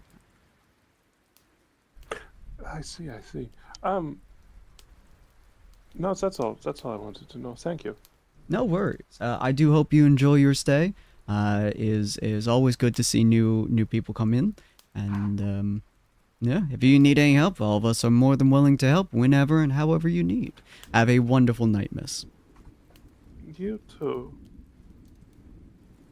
Is the hut, like, does it look currently occupied? Um, I would say there's a couple lights on in the windows. The windows are vaguely tinted, so it's kind of hard to see through them. But it does appear like there's light coming out of it, especially as the sun is starting to kind of go down a little bit, and the darkness starting to fall. There's a little bit of light inside the hut. Roll me a perception check, actually. You don't want this. You think that you want this. You don't want this. All right. Yeah, no, it window's a little bit oblique, I think is the word. A little bit of light shining out of it. It looks like a house that is somewhat occupied, probably. Odette will knock on the front door. All righty. As you knock on the front I love the idea door, of, like, somewhat occupied. It's like it's only people only kind of live in it, you know. just Yeah. a little Well, bit. Percival, to be fair, Percival's probably not like alive as such, so he's only kind of living there. You know? As He you doesn't open, live in it. He exists in it. There's a difference. Yeah, exactly. It's not a home; it's a house. oh god, yeah, I don't think I've ever heard it said backwards before. As you like knock on it, it takes approximately 2 or 3 seconds before the door opens, and you see Percival Pride in all of his glory standing there looking slightly down at you. He has like a more or less neutral face as he stares at you and goes, huh. Bonjour. Welcome. I wasn't expecting you and your party to be in town at the moment. I don't think we've met. I thought we met inside of the gala. We We not didn't meet have until no, Odette with us to the didn't gala, meet. did we? I thought No. you did with Penny. Mel was there, wasn't she? Oh was shit! there. Yeah, I'm thinking of Mel. Yeah, no, you're right. You're right. Hold on, let me fucking Damn recount it, that damn real it. quick. I Take thought a, I caught him in a. I take a step back there real quick. He's still like look at you, and he's just gonna go, huh? Nice outfit. Oh, thank you. Not many people appreciate the finer points. So I'm glad that someone is. You are Monsieur... Mr. Percival Pride at your service. Sorry, what was that? Mr. I was trying to think Percival of you. Pride at your service. Someone had mentioned your name, and it slipped my mind, and I was trying to remember it. And then you interrupted me while I was trying to remember it. So I've missed, like... This is going to sound so fake, but I promise you that I'm telling you the whole truth. I've missed, like, whatever it is you've said. Your name's, like, Partridge, right? See his eye twitch ever so slightly. Mr. Percival Pride at your service.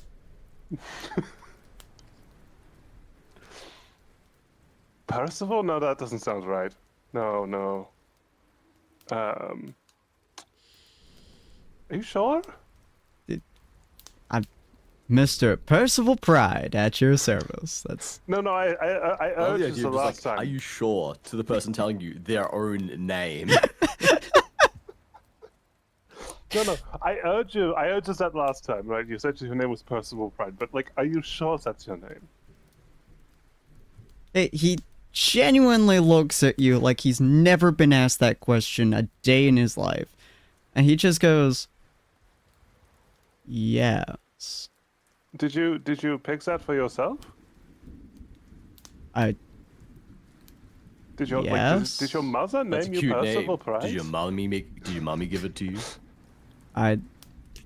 what? Why are we talking about how his Wait, name? so- Who are you? So wait, you picked your own name and you chose Percival? Yes. Is that I'm not? so sorry.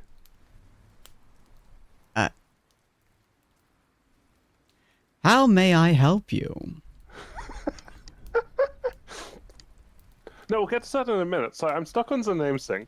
So you were given the opportunity to choose any name across existence, and you went with Percival? Yes. The alliteration was pleasing. But you could Percival have chosen Pride. any P name in that case. Patrick Pride did not sound as good to me. Was that the only two names that you chose? You were like, well, it's got to be Patrick or Percival. I couldn't choose any other P starting name. I was You Also, know for a Paul fact Drake? this guy never went to high school, because otherwise he would have realized really quickly his nickname was going to become His PP. initials are PP. It was like, there was also Pauldrick. Friend of mine was called that once. Pauldrick Pride just didn't ring as well. Okay, but again, like, no, sorry. Sorry, I'm trying to pin this down. How So, can I help so, you? So you didn't think of like Peter? Peter Pride does not sound very good. It sounds fucking better than Percival. There's another What about guy Philip? who with the initials PP, whose first name is Peter. Kind of got there first. You What about- see his eye twitch visibly. Yeah. Don't want What to sort of infringe on Mr. Pan's territory there. Well, oh, like Peregrine Pride. It rolls so much better off the tongue.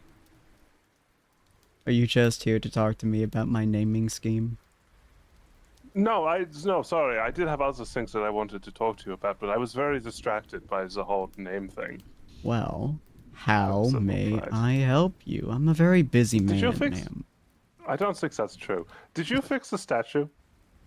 Yes. Oh, I see. Okay. How did you fix it? I have a spell. A spell to fix it. Well, that makes a lot of sense because I was thinking, right, someone of your stature probably didn't like clamber up onto the roof and then like bend the arm back in place and then fix the finger and like buff out some bite marks. Far too much work. No, How long have you been in the town? about 20 years. I've been helping raise this town to About prosperity. 19, right? I suppose, yes, 19 to be exact. How do you know that? Oh no, I was just taking a stab in the dark. You know, I do that a lot. So 19 years. That's a long time to be stuck in the same town. I venture out every now and again, such as to the Galages recently in Harmonious Haven, in order to... Oh, I missed a gala. Lost it all. Yes, I used it as a trading, business adventure, I suppose you could say. I interact with the gnomes, with the humans, the elves and orcs, and whatever others that I can interact with at the time. And Father Morgan often uses it as a way to spread the word of his church, which then gets us more members, which then allows the city to rise in posterity even more. So, like, what are you then? Are you like a human or not? Yes. Can I roll insight on that? Absolutely. I'm gonna fail. Like, 100% gonna fail. But like, You see that natural 20? Oh, it was almost a 20. it was almost a 20. That there was a slight hesitation in that sentence. You're not 100% sure if that hesitation was from him not being human, or if that hesitation was from genuine confusion as to why you're only asking him questions. So, Pepperidge? No, Percival Pride at your Peregrine service. Pride. That's the one. Yes, Peregrine. So, Peregrine. Why? Listen, I'm not. Listen, I'm gonna be so real with you, Percy. I'm not big into religion. Right? She like sidles up to him a little bit, so she's like talking on the down low, even though there's no one around to like hear. I'm not big into the religion thing, and I get that obviously Father Morgan is like a big priest dude or whatever, but like, what do Yes. you get out of it, Pietro? What What is your name? what's it doesn't matter. What is what is the like? What do you get out of it? Right? Because like does they give you the gold? Does your statue get bigger the bigger the city gets? No, he allows others a way to come into the town and gives them a sense of hope and allows it to spread more so others arrive in the town. And having more individuals within town allows me to help the town flourish. The more people here, Hey. the more hands to build, the more to farm, Phineas, the better to defend. Phineas, I'm gonna, Phineas, have you ever considered being a politician? I Because you're really good at dodging questions. don't call you Jane. That's not my name, but you can call me that if you want. So, because I asked you, what do you get out of helping Father Morgan? And you were like, oh, well, this was what Father Morgan gets, but that doesn't actually answer my question. So I'm wondering what you get out of it. Simple. I gain the ability to help the city flourish. You know, for a man named Percival Pride, that doesn't seem very prideful of you. It's a savior complex, don't you see? It's perfectly on brand. No, she's dumb as rocks. She doesn't see. I am taking care of this town, and they all revere me. What need do I have to worry they myself? revere you. Just, are you like a god? Do you get more powerful the more that people worship you? No. Are you sure? Is there a reason you're here, Genethy? No, my name doesn't even start with a J. See, at least when I make fun of your name pattern, at least I get the first letter right. You're not even trying. You went for the same letter twice. That's very lowball. Annabelle? No. Charlotte? No. Intentionally getting the letter wrong every time is actually a fantastic one-up on the joke. Zarathus. Zarathus. Oh, that's actually a good name. Yeah, He just slowly starts to close the door. I'm Zarathus now. He slowly starts to close the door. Wait, sorry, one more question. What are you having for dinner?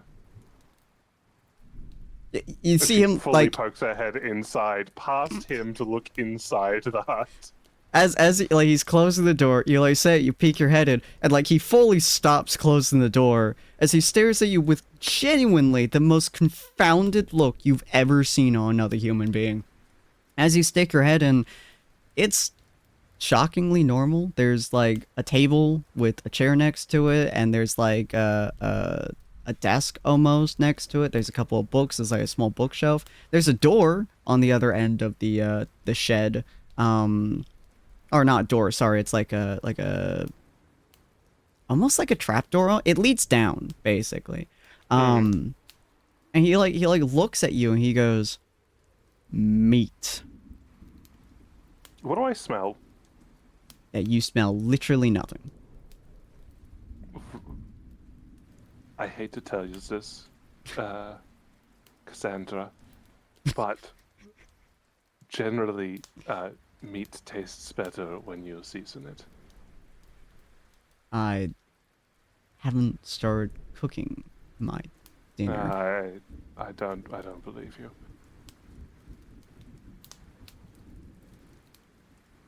Do you Alright, have well, a it purpose was to be here aside from belittling my food choices? Carla? Why did I come here? With a why did K. I come here? What? Why did you specify? You know you can't replace the R in Clara with the K, right? It doesn't the sounds phonetically don't mix. Why did I come here? Oh, right. Did you put some compulsion on me to come back into the town? Was that your doing? Don't fucking lie to me, Percy. You see, like, he takes a deep breath, kind of like, orients himself a little bit, kind of like puffs out his chest a little bit, and he goes, "Absolutely." He just owns it. Do you Now, want to know a secret? Samantha, can you leave Do you my want- do you- house? Do you want to know a secret, Percival? Would you like to know a secret? I can't hate this guy anymore. Yes, woman, I do not funny. know the name of. Fantastic. It didn't work. I thought you should know. And truth be told, and the mask fully drops. There's no expression on Odette's face as she looks up at him. When I kill you, I will feel nothing. Just like I felt nothing when I broke that compulsion. I hope you look forward to it, Percival Pride. Is don't do something, and feel free to stop me if you want to. But he's don't like lean down just a little bit. And he's don't like put his index finger under your chin so like you're like not able to move your gaze away. He's gonna go, "Sweetie, when you try to kill me, I'll make sure every single person you've ever loved and cared about get to watch as I flay your insides into your outsides." Raw as fuck. Damn. Oh, that's adorable. How are you going to find a crowd of no one?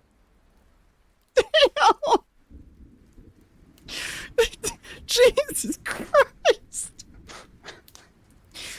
And he takes like a beat to like register that, and he just goes, "Oh, it'll be a public execution with no audience. What a shame." And he stands back up, like he moves his hand away and stands back up to his full height. "Now, what is your name? I would like to know the name of the one whose head I'm going to mount on my wall." Oh, that's not going to happen.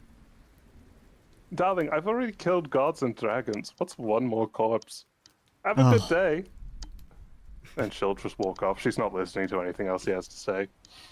You as you like turn around, you get like a sight out of the corner of your eye of the most genuine smile that you could possibly see him have as he slowly closes the door as you turn.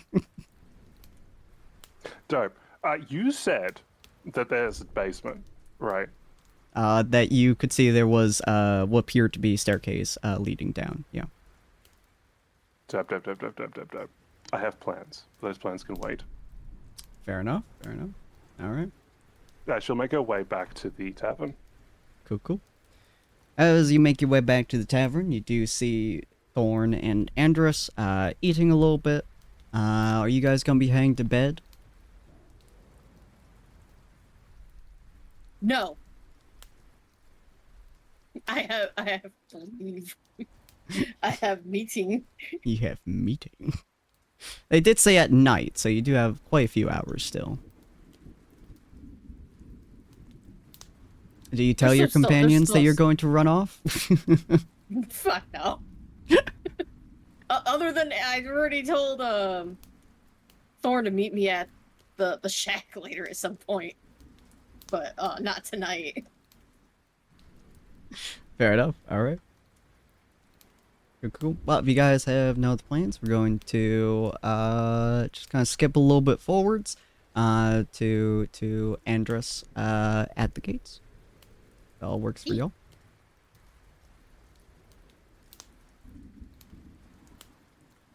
Alrighty.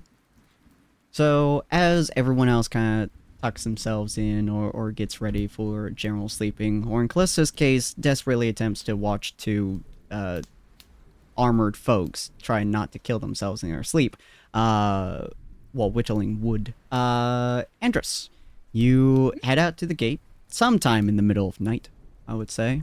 Yeah, as you get there, you see just standing just outside of the bounds of it, you see your leader, who you had met previously, from the Order of the Smiling God, I think. Is that the order? Smiling masks or something like that, yeah. Yeah, something like that. Dead Smiles, that's what it was. Dead Smiles, thank you. Order of the Dead Smiles. His name is Tyzak. He stands there, just smiling at you, like he always does. It's very eerie, but you've gotten used to it at this point. You do see that he is standing very specifically just outside the bounds of the city. Okay. I will step outside of the bounds of the city. How do I feel doing that, though? As you do, you get that same kind of strange feeling of, it's like really in the back of your head. It's not super prevalent. You barely notice it, but it's just a feeling of like desire to go back in, essentially. Every aspect of your body wanted to leave the town as you're in the town. The moment you stepped outside, obviously that kind of like fades a little bit of like, oh, I need to leave this town, I need to leave this town because you've left the town. But it somewhat gets replaced with, I could go back in. It wouldn't be too bad. You know? Just in the back of your head, essentially. But as you step out, he kind of nods at you. And he goes, do you understand your assignment better now? I do, and I don't like it. I mean, not the assignment. I don't like this place. I can imagine. Death has no hand here. It is a sore spot for order. Yes. Now, It is disturbing. now, Andros, within the realm of this domain, I'm sure you've noticed a presence of a creature within here, yes? Yes, and no, I have yet to see the source, but I've felt a presence, yes. He is substantially powerful.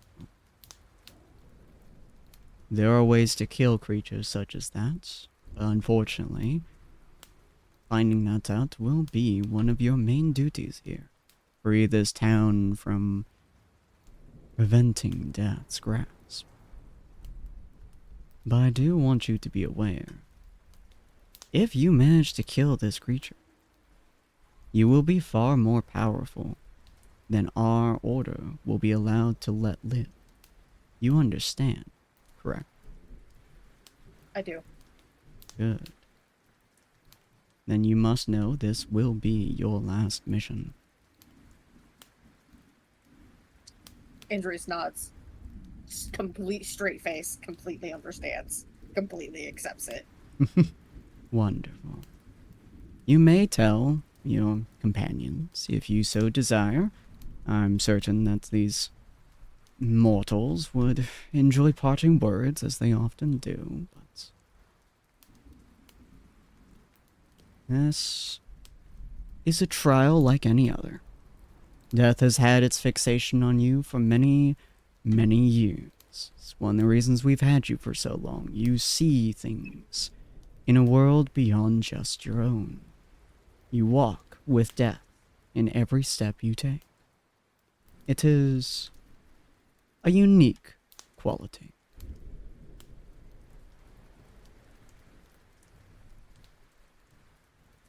Yeah. Just kind of nods. Do you have any questions upon your assignment so far? Andrews kind of thinks for a moment and then remembers, what of Thorn? He will be, assuming he completes his own mission, effectively your replacement. He's not quite as capable as one such as yourself, nor is he quite as death-inclined. But his power alone is something to revel in. Eventually he too will likely meet the same fate. Depends on what his goals are beyond our order. Understood. Now, I do want you to be aware, Andrus. You have done great service to our order.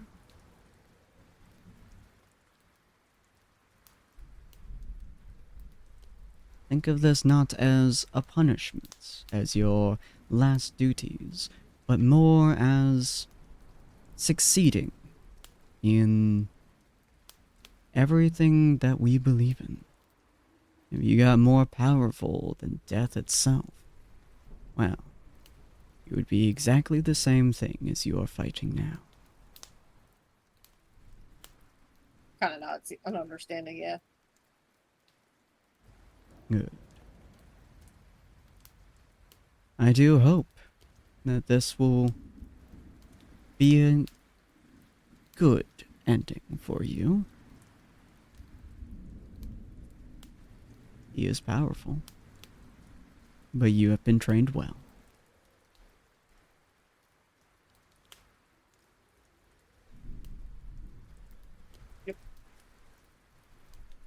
Andres will nod and give a bow of his head to him in respect of him. And then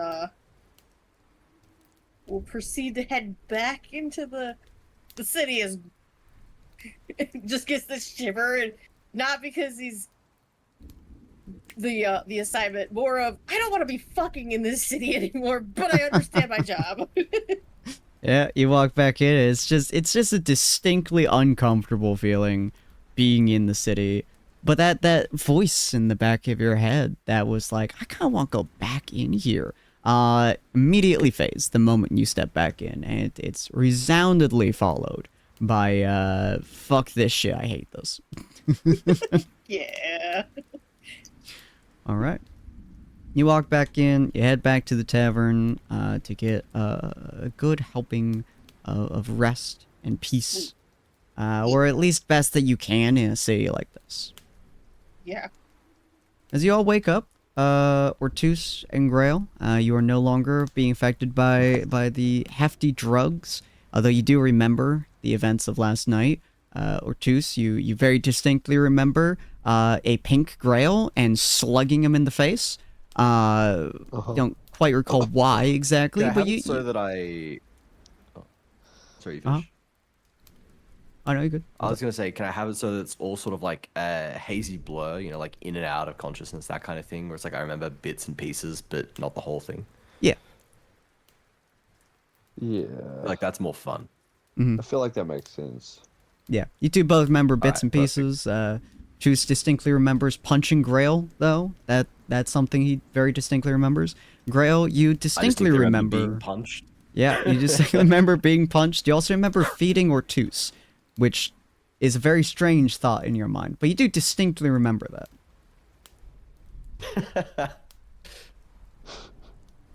But you guys Wonderful. wake up. He doesn't have the bruise anymore, right? He is not, no. Callista, I'm assuming you fell asleep like your back against a wall or something? Yeah, Callista probably fell asleep on like the end of the bed. Probably didn't even put her whittling shit away. Covered in wood chips. So yeah, you two would both wake up and you'd see Callista just at the end of Grail's bed, just holding like a block of wood with wood chips all over the ground and part of the bed and stuff, just conked out.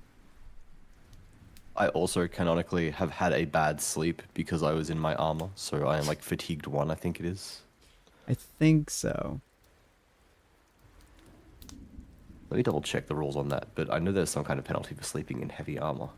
Mm-hmm.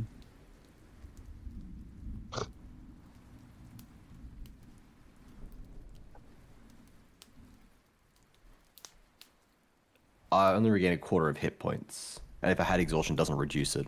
So I'm fine, I think, max health. Yeah. And had no exhaustion. You're fine, gonna, you're like, just feel sore, shit. basically. Yeah. What happened last night? I do not trust this place. There is some kind of curse. Either that or poison. In either case, we cannot trust our senses here.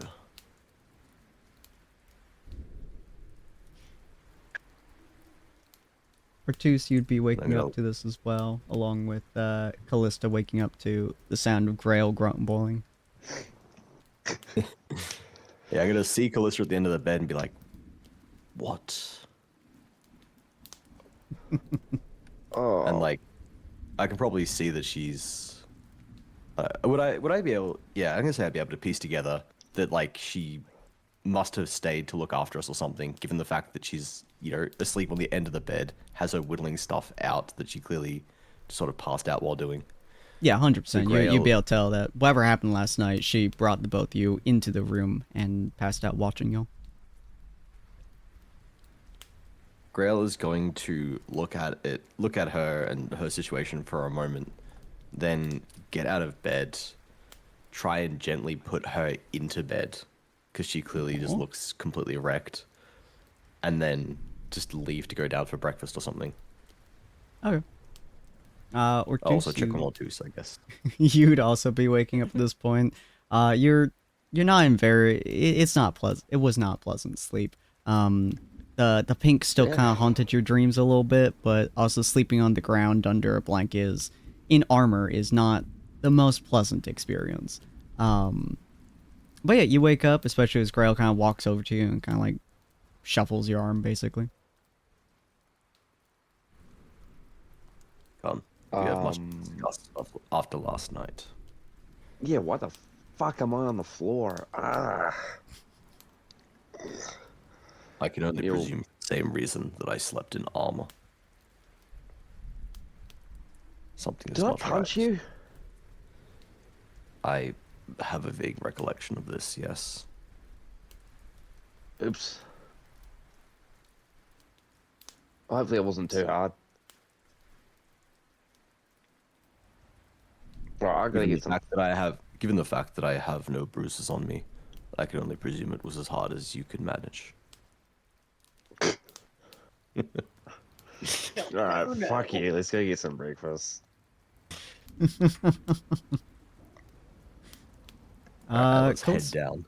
Callista, if you'd like, you can wake up as they are leaving the room, or you can stay asleep for a little bit longer. I was gonna say, Callista, from her time in the Feywild, she's actually a pretty light sleeper. So being picked up, she would have. I assume she would have pretended to be asleep. Aw. It's like the kid being taken in from the car, pretending to be asleep. Lifting them from the fucking couch, just like, it's time to go to bed, and like, Are you sleeping, kid? She would have been like. Yeah, she would have been like picked up, debated it, and then been like, nah. We're just gonna pretend to be asleep. Alrighty. You two head downstairs. Andros, Thorn, and Odette are any of you three, question mark, morning wakers? Oh yeah, Andreas would be up already. Okay. Thorn, who's that? He disappeared in the night. He teleported again. Jesus Christ. He went walking in the town. He never came back. Odette, are you morning or afternoon? Odette's enjoying a lazy morning, so she won't be awake for a little while. Cool. Alright, so yeah. Grail and Ortuz, you both come down. You see Andros kind of, probably just eating a little bit. Probably staring off just at the wall or something. Thinking.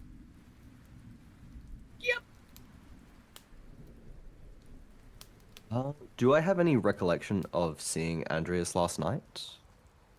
Very vaguely. As in, like, I feel like I've got clear memory of everything that happened before getting drugged, and then everything during drugged is when it gets sort of hazy. Do I recall seeing him while I was drugged? You vaguely remember them, Andros walking in while you were drugged. Very, Okay. like, hazy. Like 10 minutes and then I was gone again. Time is time while you're drugged is kind of relative. You know, it's all a funny little thing. For all Grail knows, it could have been hours. He's gonna head on over to the table, sit down in like his armor, and I'm like, I feel like even for Grail, it is weird to be like walking down to breakfast in his armor. He doesn't, just like wake up and get dressed into armor. So you may already be thinking like, what the fuck is going on? He's gonna sit down and just immediately say, "What happened last night?" In terms of, I have very vague recollections of my actions. It has become clear that I was under the effect of some kind of curse or poison. looks to the stairs. Do I see Callista at all? Callista? She's on a one-way trip to Snoozeville. She's tired. Nah. So Andrew's just like, uh-huh. Yeah, no, it's not a curse. Not poison. Not curse, not poison. No. What other magical effects could have caused this then? You sound as if you are aware of the exact details. I know a bit. Not completely. And Andreas at this point is now remembering it, both hating and enjoying what he saw last night. Because now he can't remember. Grail can't remember it. It's kind of funny to him. Callista gave you something. And it made you that gave way. me the pancakes. Oh. Yeah. And then you gave it to, I believe, Hortus, right? Yeah. I don't know why you're asking me for information. I wasn't there for most of it. I happened to walk in on it. And Scott explained a little bit on it. Didn't want any part of it. So I walked back out.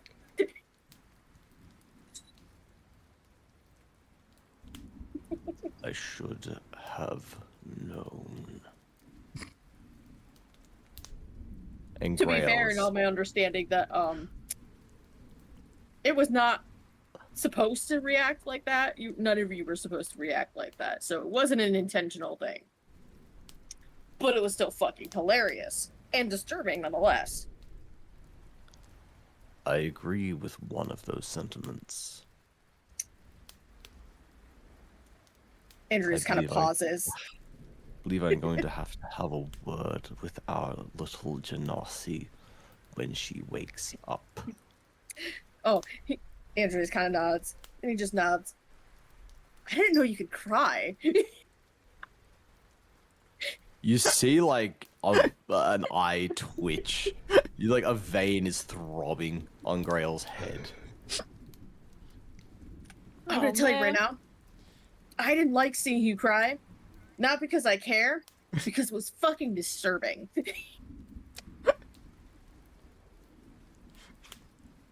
There are some things we keep bottled up for a reason. Yeah. I can tell. Thank you for your honesty. No problem, bud. Just, I promise me not to do that ever fucking again. As long as I am not drugged, Cool. you can expect it to not be a common occurrence. Neat. And Andreas will proceed to ask the bartender to get Grail food and drink. You might want to eat something. I don't know if it's like anything similar to alcohol, but you're gonna have to get something in your system. A grand idea. Yeah. Grail's just gonna like order, I don't know, what is breakfast like here? He's gonna order the biggest breakfast that they have. Highest density protein.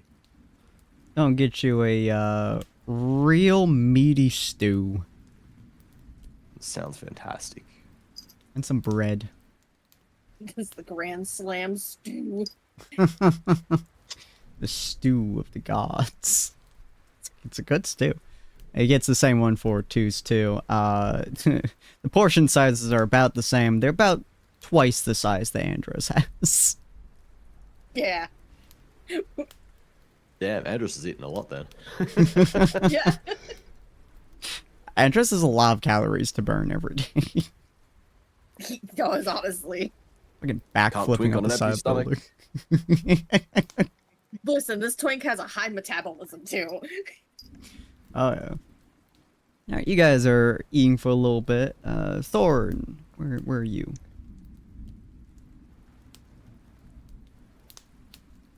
Where are you? Where are you? Are you muted, Thorn? No, he wasn't paying attention for a second. He was looking at his new phone. Like, Was it? Where are you? Hopefully still in town. Yep. Are you just getting out of bed? Are you walking around? What are you doing? Oh no, like I was only half joking. Thorn would have like after getting the minimal amount of rest he needed, just zipped out. Jeez.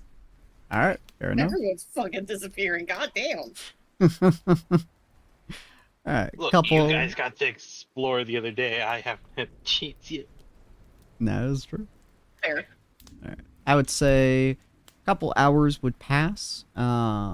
Whenever it is that Callista and Odette would be awakened up. Would be around that time.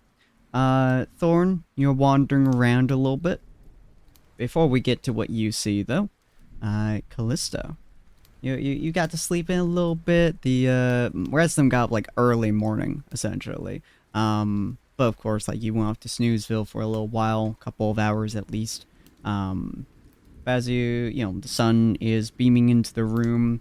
Your natural, body's alarm clock kind of sets off, and your eyes wake up. What are you doing?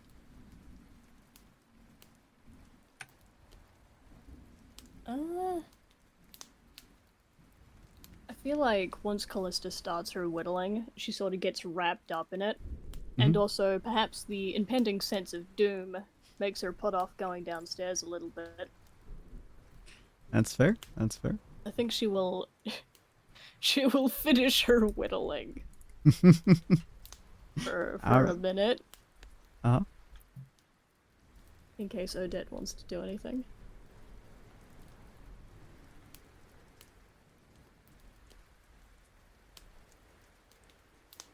Odette? What's up? Is there anything you would like to do as the morning turns into like 10 a.m. or so? No, she's caused enough chaos at the moment. She's happy to just like relax. That's fair. That's fair. Alrighty.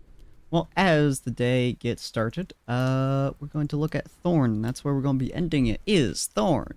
You're walking around town a little bit. You're seeing, of course, the nice statue that you passed 4 or 5 times at this point with Andros. It's a very nice statue. It is made out of gold to the best of your ability to tell. Doesn't look like there's really any damage to it or muck or anything of that sort. Seems to be pretty taken care of. There's the church. There's, of course, random stores there around, from general stores with general food like fruits and vegetables, all the way to clothing stores, to furniture stores, stuff like that. Many tricks of the trade. But as you're walking around and you're kind of like near the front gate and such, you hear a voice of a woman who is as you turn and look at the gates, you see a woman kind of shouting out like, "Please help me, help me!" I'm assuming you head over. Yes. All right. As you head over, you do see this general human woman kind of pulling her husband with her towards gates. He has a massive arrow just like slammed into his gut. It is not a good sight. It is like this man is like fucking very, very quickly like dying as she's like trying to pull him towards the gates, as she's like looking at you like pleading for you to help. So they're outside the gate coming in, Yes. and he's resisting passing the threshold. You're inside the gate, so if you want to, you could step outside of it. Currently isn't affecting you to the best of your ability to tell. No, I mean, is the man with the arrow at all conscious and responding? Oh, not really. You can tell like he's not fully dead weight. Like there's a little bit of breathing going on. He's very clearly dying. But she's like trying to drag him over. She just physically isn't strong enough to like hold straight dead weight over there. Um.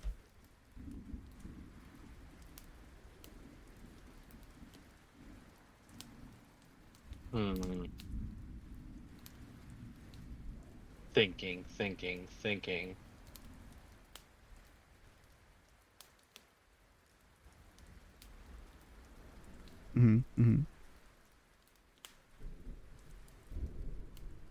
Just staring at this woman dragging who appears to No, be I'm going to help. I'm just Oh, trying okay. to see how flimsy negative strength Thorn can help.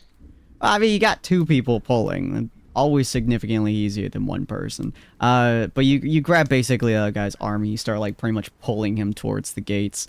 It's not super easy, but as you pull him towards the gates and you cross that threshold, you do see. What's your fucking perception actually? Just your passive. +4. You do see just barely out of the corner of your eye. His breathing gets slightly easier. You could have sworn for just half a second, at the exact moment that you crossed that threshold, his breathing had stopped. But now, I mean, it's not easy breathing for sure, but it's like minor breathing.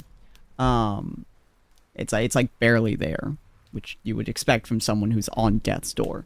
Could be a trick of the eyes. Could be that you saw him stop breathing. Could be concern. Whatever it is, he's still breathing for now. Do you call out for other townsfolk to help? Do you try to call for Penny specifically, since you know she's the healer? What do you do? Yeah, we're gonna go for Penny. Alrighty. He's in high demand today. She's always in high demand. Look, it's a new day, so I get first dibs. The penny count has reset. We're allowed to use her again. We need a Penny. Alright, yeah. So you start calling out for Penny. You see a couple of like townsfolk like do basically a chain of voices that lead all the way to the church as she runs out. Right next to Father Morgan as they run out, and Penny immediately like moves over to him. Not so graciously rips out the arrow and immediately like puts her hand on it as green energy flows through. And the last thing that we'll do for today, the words that you hear is Father Morgan specifically. He looks at the man as a whole bunch of people are like talking, like the woman, you know, walks over to him as Penny is kind of fixing him and stuff. And she kind of goes, is he gonna be okay? Did I make it here in time? And Father Morgan smiles and grabs her hand and gently like pats the back of her hand, and he says, "You have arrived. You have made it here. Do not worry. There is no need to be concerned. He will not die. No one here ever dies." And that, my friends, is where we're going to be ending for today. I appreciate all of you guys being here. We are going to be back again on Monday with some Pokemon Nuzlocke Randomizer Soul Link with my sibling Corn. And if you guys are interested in more D&D content, we are not going to be doing D&D either Friday or Saturday of next week, but we will be doing some D&D in 2 weeks. So if you guys are interested in the cryptic words of Father Morgan, or what the party's going to be seeing when they come over and see this, feel free to come by in a couple of weeks for more D&D. Otherwise, check out the rest of our content. Or come back on Monday when we do some good shit. Thank you guys all for joining me. If you guys haven't checked out my absolutely lovely players, please go check them out. They're all... Oop, that's the wrong letter. Please go check them out. They're all super cool, and I appreciate them all greatly. Thank you guys for joining. we're going to find somebody to raid today. If you guys haven't done a raid with us before, feel free to copy this raid message, as we all absolutely adore it. I think we're going to go ahead and raid. We're gonna raid Story S3, because she's playing a game called Death's Door, and she's currently doing the epilogue for it. Doing a little bit of the back and forth, and I think it's just a thematic that we're gonna be playing, that we're gonna be talking about Death's Door on Death's Door. So, hopefully you guys are enjoying and having a wonderful time. And we will see you guys as we see you guys. Have a good night, ladies and gentlemen. Bye. Bye, everyone. Bye. Bye bye. Bye. Alright. Right now.